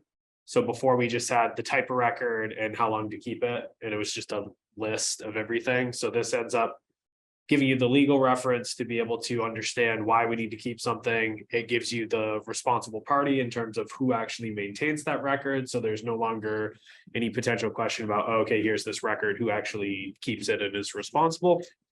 You will notice that there are a few sections that are highlighted in yellow. I'm still waiting for complete input on these, but what we did is we reached out to the school administration at each of the schools to ask them who is currently keeping these records so that we can accurately display that. What's listed right now is just what was in the policy from the other district, so it might not be entirely accurate.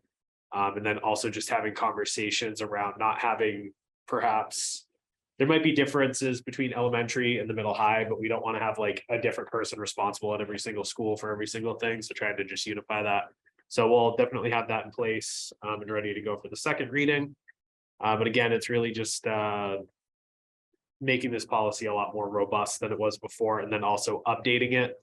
This was last updated, I believe, in 2010, and there were 2 or maybe even 3 attempts in at least my time here in which there was a discussion about updating this policy. It was sent around to different people. Some input was gathered. Not everything was that we needed was ultimately provided, and then it just kind of got dropped due to whatever reason. I think the last time it was like just before COVID, we reached out, we were trying to get input, and then COVID happened and it just, fell off everybody's radar. And then the policy committee, because of updating EHBR, also looked at the corresponding EHB, which deals with data, records, retention, and destruction. And this one is, pretty similar, as you can see in format, to the other school board association sample policies. So we'd obviously clean this up, put it in our own format when approved. But this is also a little bit more robust. So.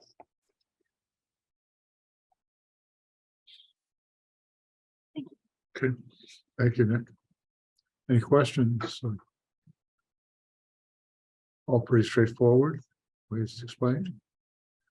Great, thank you. And so let's move on then to board committee updates.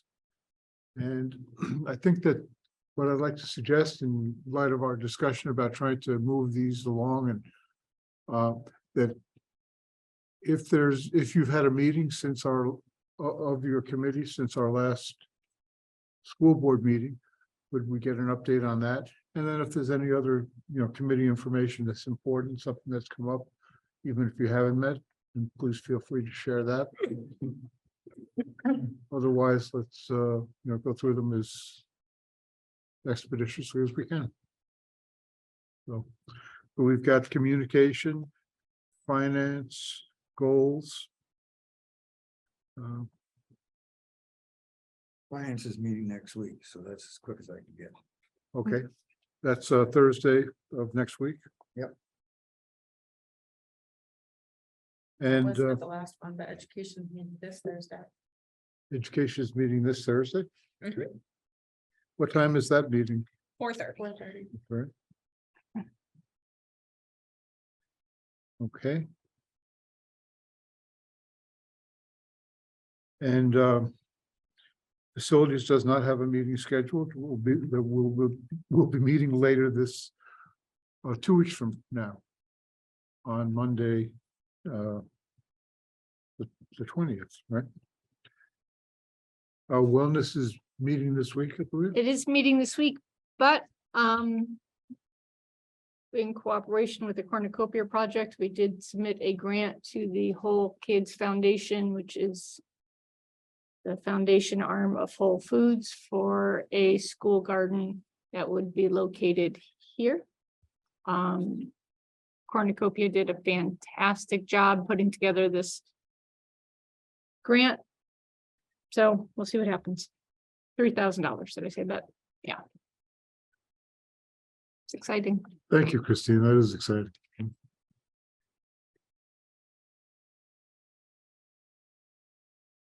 Great. Policy, of course, we just heard from, we know that you met. And goals, do we have anything? I have to ask about goals because I went to the school board candidates night the other night and last Thursday. And I was asked a number of pointed questions about goals and the goals committee. From a former school board chairperson had a question and several follow-up questions about goals. So So the goals committees meets every 3 months and it met in January. And so in April, we'll plan a meeting. If the date is not set yet, we're gonna wait until our new board is fully in place and then decide if any changes need to happen on timing. So we'll, but it'll be an April meeting. okay, great, thank you. Very good. And if there are any other updates, we'll take them, but if not, let's move on to our next item, which is public comments, our second session.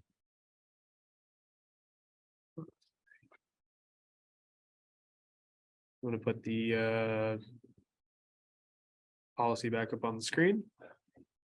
Same rules as before, first name, last name, town of residence.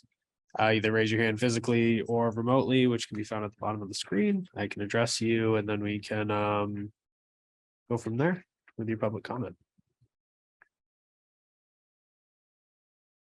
I guess while we're waiting for a potential comment, one thing of note, communication committee wise, hinging off some of Leslie's excitement. She's dumping fertilizer everywhere into all the plant. You saw that school messengers getting bigger. Is that a system or is that- We'll be working hopefully soon on making a more robust communication platform. Also, school messengers reached out and they have a more robust app and tool that we might be able to access. So I'm currently doing research into that, but that could offer us a two-way communication portal via app for students and families to talk to teachers and other things like that. So they're working on making that go online in the next couple months or so. So could be a nice little additional project to lump into all these other, projects going on. And now that I've rambled, we have nobody. Okay. Very good. So if there are no public comments, then moving on to board matters. And I have one board matter I'd like to bring to everyone's attention, which is that I've received a letter requesting that we consider supporting the efforts to encourage the House of Representatives to consider the various school funding bills that are under consideration. And the governor recently put out his own proposal for several changes to school funding, including some that would benefit this district, but include, in addition to the governor's, would you pass these down? In addition to the governor's proposals, there are other proposals out there. So this is a legislative committee, the New Hampshire School Funding Fairness Committee. Yeah, here's copies. I've sent you just before this meeting, forwarded you a letter or an email that came from the New Hampshire School Funding Fairness Committee. This was a legislative committee that worked 3 years ago. They worked very hard and had been established by the legislature, I think in 2019.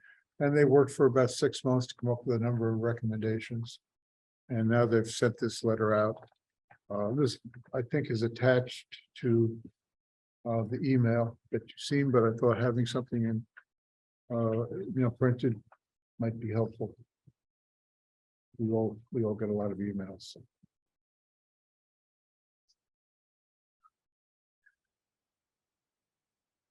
Did you want to discuss Options for reducing meeting time tonight, or you want to do that another night? I think it would be fine to do that. That it seems like a board matter, so. John, before we move on away from this. Actually obviously haven't had much time to look at this, but when I'm glancing through it, I see that there's quite a few city council members who are on here and wondering if our Jaffrey and Wrench select people have received this and have been invited to participate. That is a great question, and I recall that at a meeting with our Board of Selectmen, they did ask us whether we were taking action on joining the Yep. Lawsuits relating to school funding, so it would be appropriate to ask. At least share the information with them so they have an idea. Thank you. That's a great idea, and I will commit to do that for the Jaffrey Selectmen. And is there a Ringe member who would be willing to forward the email on to the Ringe Selectmen? I'll do it. Okay, thank you, Charlie. Was your question, how did these people get selected? Do you know that? No, when we were at a meeting with the Jaffrey Select Board, they asked us if we had considered joining in some of the lawsuits against the state.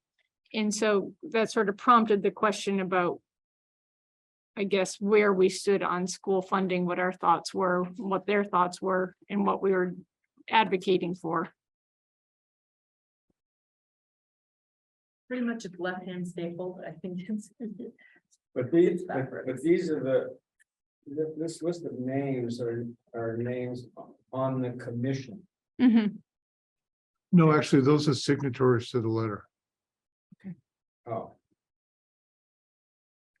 And so what they do is, I printed this out this afternoon, and what they said is that they update the list of signatories every 6 hours or something. So how are the members of the commission selected?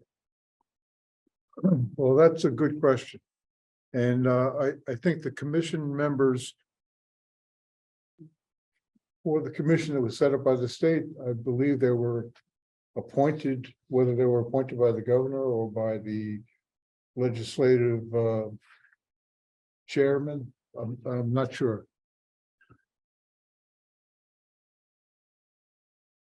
I guess I'm just wondering what their political bent is, Okay, which would be important to know. are you wondering about how many Republicans and how many Democrats? Not necessarily, but their point of view in terms of public school funding. Sure. Well, that's a great question, and it leads to one of the conundrums, I think, of the modern time. There's so much information out there that I think the answer to your question is there, Forbes, but it needs to be looked into.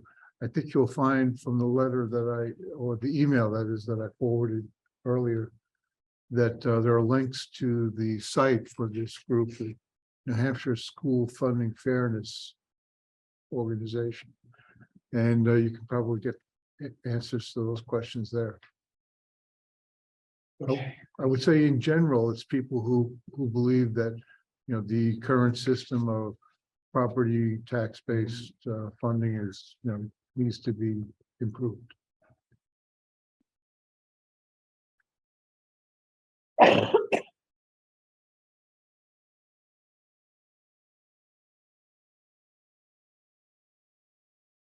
Okay.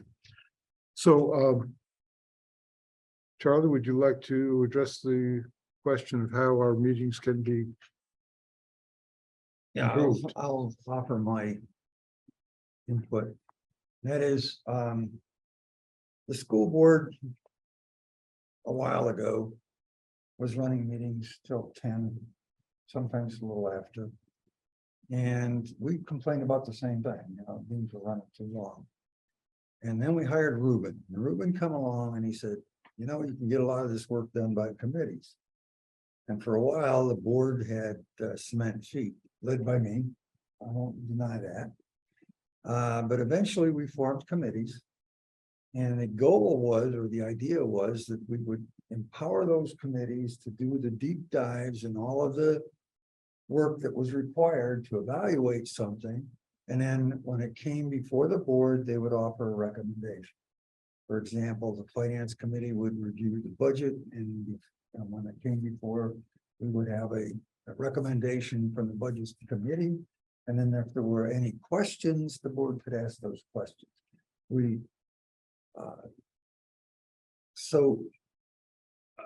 The process that we used resulted in reducing the amount of time we were spending in meetings. We spent more time in meetings, total time, but we spent less time in board meetings. Okay. So that approach can work if we empower our subcommittees to do the deep dive and the work and trust them to provide the recommendation. Another thought is that the RSA requiring public comments only requires up to 30 minutes once during a meeting. And we hold it twice, and clearly, we don't occupy, or we don't use up 30 minutes, but it might be an opportunity to have one public comments period rather than two. There was also suggestion by Nick. Do you want to say anything about your suggestion of starting earlier? And Yeah, I mean, I'm happy to chime in. For me, I think it's just conceptually thinking about a 1 hour long non-public, and I'm not in those meetings, so I don't know what's discussed or how long those sessions are needed. The thought is, last meeting we didn't hold a non-public before, and we held after, and you guys had a pretty short session.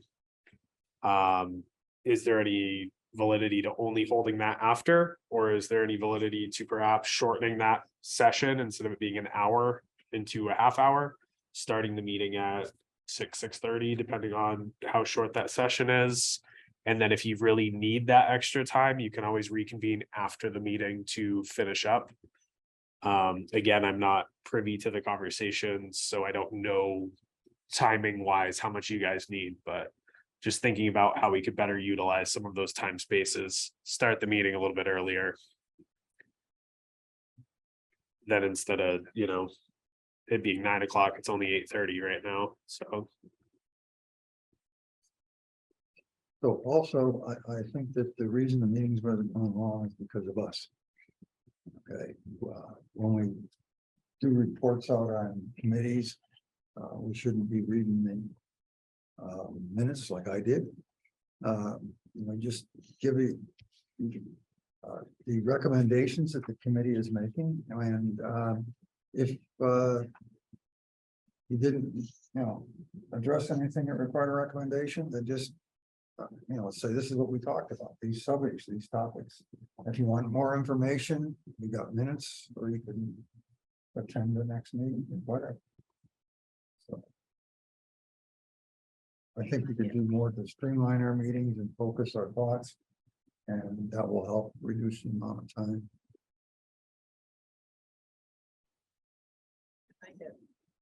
Yeah, good idea. Thank you for bringing that up. Next. Yes, Nick.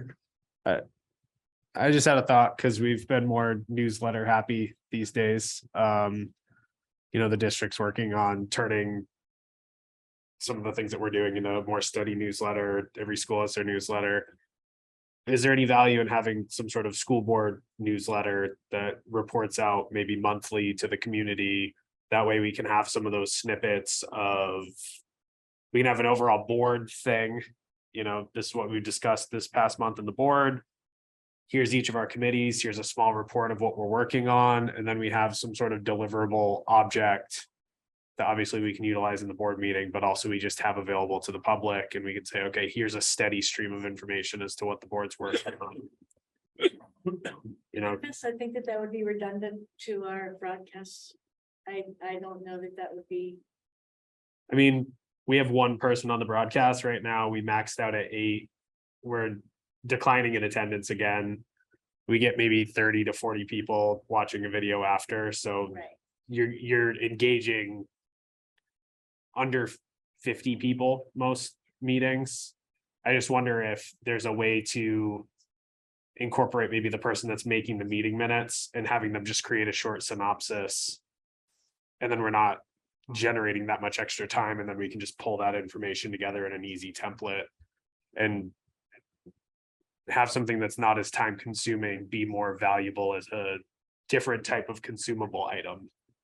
Like we put a lot of focus into how we can access different people with different types of communication in order to make sure that somebody who may not want to watch a video, somebody who may not want to read something, just, you know, the value in just having different types of communication. Sure, I agree. I see links to interesting videos all the time, and first thing I look at is how long is the video? You know, because who's got the time? So I'd rather read something and scan through it, so I think it's worth considering. Well, Others, my question is, how searchable are our meeting minutes? And if we could do, you know, make them searchable so that if someone in 6 months from now was like, oh geez, what was that presentation? Were there any presentations on Alma? And a parent could, not just us, but a parent could type into the search that easily and come up with all the presentations on that. That would make that information much more accessible. There is some level to do that. I mean, it depends on how we're uploading it and putting it in. Yeah. Usually if we're converting a Word document into a PDF and uploading it, that's more searchable than what we're currently doing, which is once you have the finalized meeting minutes, you have them signed, and then you scan it. So once you scan it, you're losing some of that kind of like smart ability through Adobe to be able to actually understand the words on the page. Yeah. Sometimes it seems to pull up, sometimes it doesn't. We could mess around on the, you know, back end to see, can we make it more searchable? I don't have a firm answer right now. Mhm. If things were signed on the computer versus paper, then it would eliminate that issue, yeah, issue of having to scan them in. well, Interesting. okay, that's right. Mhm. And I think that we should definitely look into Nick's suggestion, but I don't think we should, and also Charlie's suggestion about the public comments. I think he's right. We set up 2 public comment sessions whereas the law has now, you know, said you have to allow at least a half hour if people want that. So I think we should look at where that should be in the meeting and do it probably just one time. Probably makes sense. And there may be other ideas. This idea about public, non-public. I think we need to give that some thought, but we can certainly look at how we change that. And I know, speaking for myself, I need to use a little bit of self-discipline on what topics I choose to speak about, or, you know, but I think that there is a fine line there too, because there is never enough time to talk about all of the worthy items, so. It really is amazing when we reflect how much we're doing. Mhm. And to Charlie's point, yeah, we do more on committees now, and What's that? I said we do more on committees now, and suddenly like more is happening, and like, oh, now we, you know, we have so much more to report too. So it's kind of a catch-22 there. Yeah, I do think also though, like. Being really specific on what we're talking about. This is that, done, move on. To keep it, And having little flower pots. dead ones, live ones. for information. Those are the best use of visuals. It was amazing. And fertilizer. And fertilizer. Like fertilizer. I was definitely a little confused when I first pulled that presentation up, and I was confused how flowers were dead. And then Yeah. understood the, not to extend our meeting, but I guess I do feel kind of strongly that we keep two separate public comment times. Public comments are often at the beginning. People come in and they want a voice right off, and they don't want to sit through our appropriately hour and a half, 2 hours. But we talk about a lot of things. We want to have an option for the public to respond to what our 2 hours are just come out with. You know, and they have to stay with what we're talking about. They don't always know right off the bat what the conversations are going to be that we're going to have. I think it is important that we have that option for both. So that's just.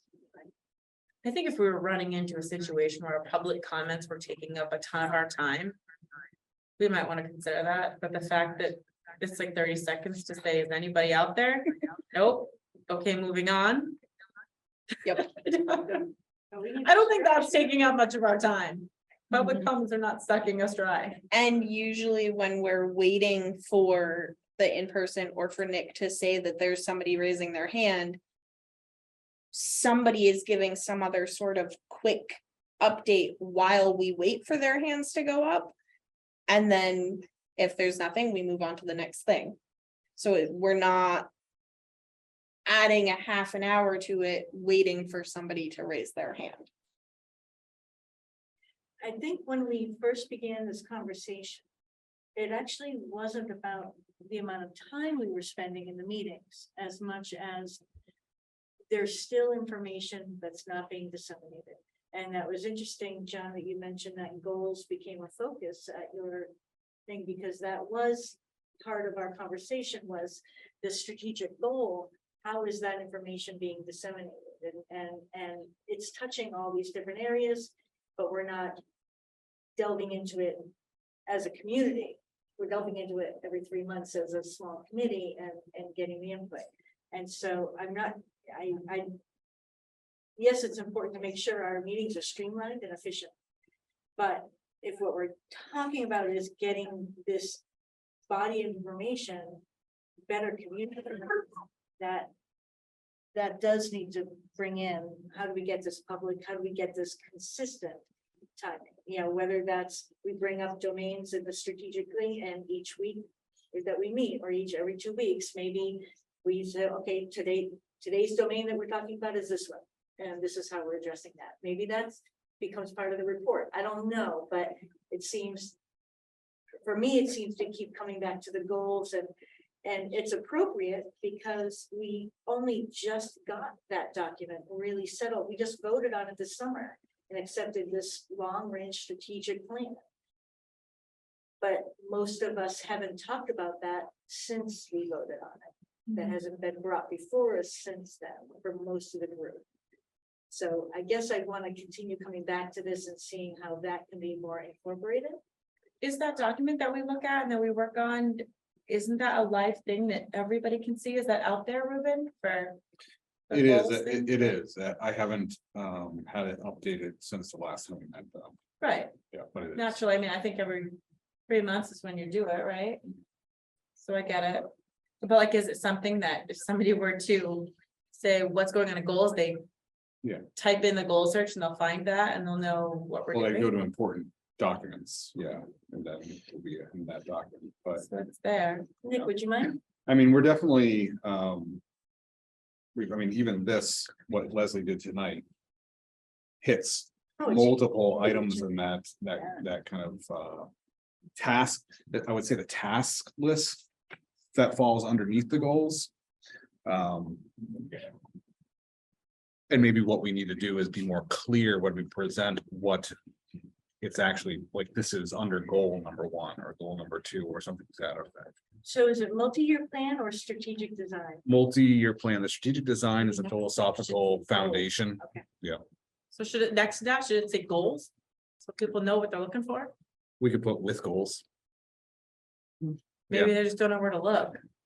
Right, just in terms of making things searchable. Right. goals, like they're asking, well, what are the goals? Well, they didn't know they had to go to multi-year plan for goals. It occurs to me that there are documents and presentations that have, that we use or that produce that are sitting with links, but nobody knows that they are there. They don't, it's not only that they don't know where they are, they don't know that they exist. And I know that we are making efforts now to try to get more information out to people. And when I think about Leslie's presentation, I think that, as a separate presentation on data, that might be of interest to some people, if they knew it was there. How do we share that? I don't know. We've got a variety of tools. As Nick points out, though, if people don't access the tools, then Yeah, I mean, we did a whole series of meetings over the summer about grading and, the shift to 1 to 4 and things like that. I still see.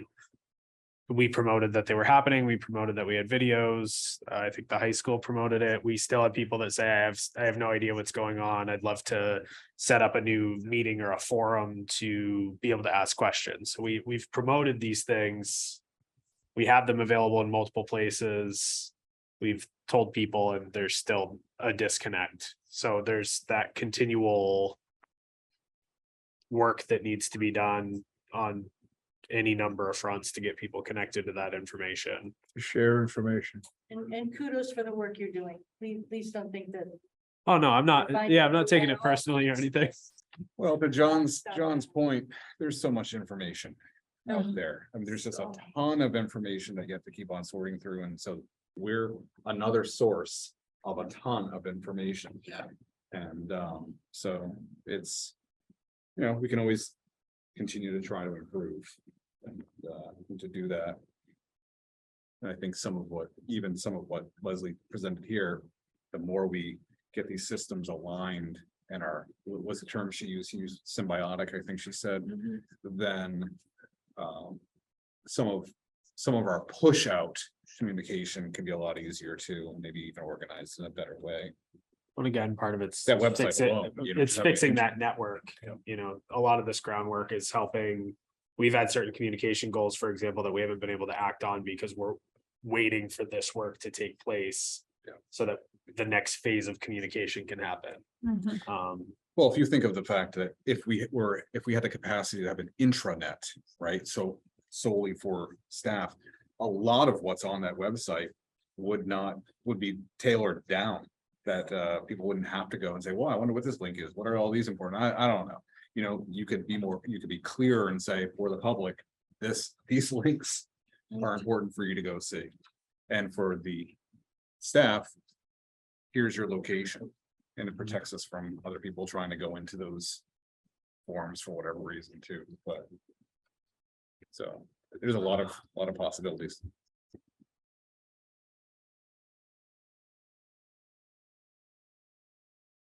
But with that said, it's now 9:15. Not according to the monitor up there. 9:16. We have a It's- pretty big future event happening coming up. What's that? Election before we meet again. That's true. This didn't really want to talk about. Well, the board's gonna change a lot. Forbes, Charlie and myself, our terms are ending, so. Yeah. So. Yes, thank you for your service, guys. Yeah. We still have Yeah. not Thank received you so the much for your ballot, service. so we cannot Thank you for this. test you. Yeah, everybody, thank The- Forbes. It was last time with us. Yeah, thank you for stepping up. That was good. That was That was, huge. that Thank was you, really Forbes. Been fun getting to know everybody. I really, You've asked great questions and Yeah. been really, had your head into a lot of these things. Thank you. You've made our meeting so long for. Yeah. It's been all your fault. You're still talking. I move adjourned. I'll second that. Good, very well done. Thank you both. Okay, all those in favor? Hi. All right.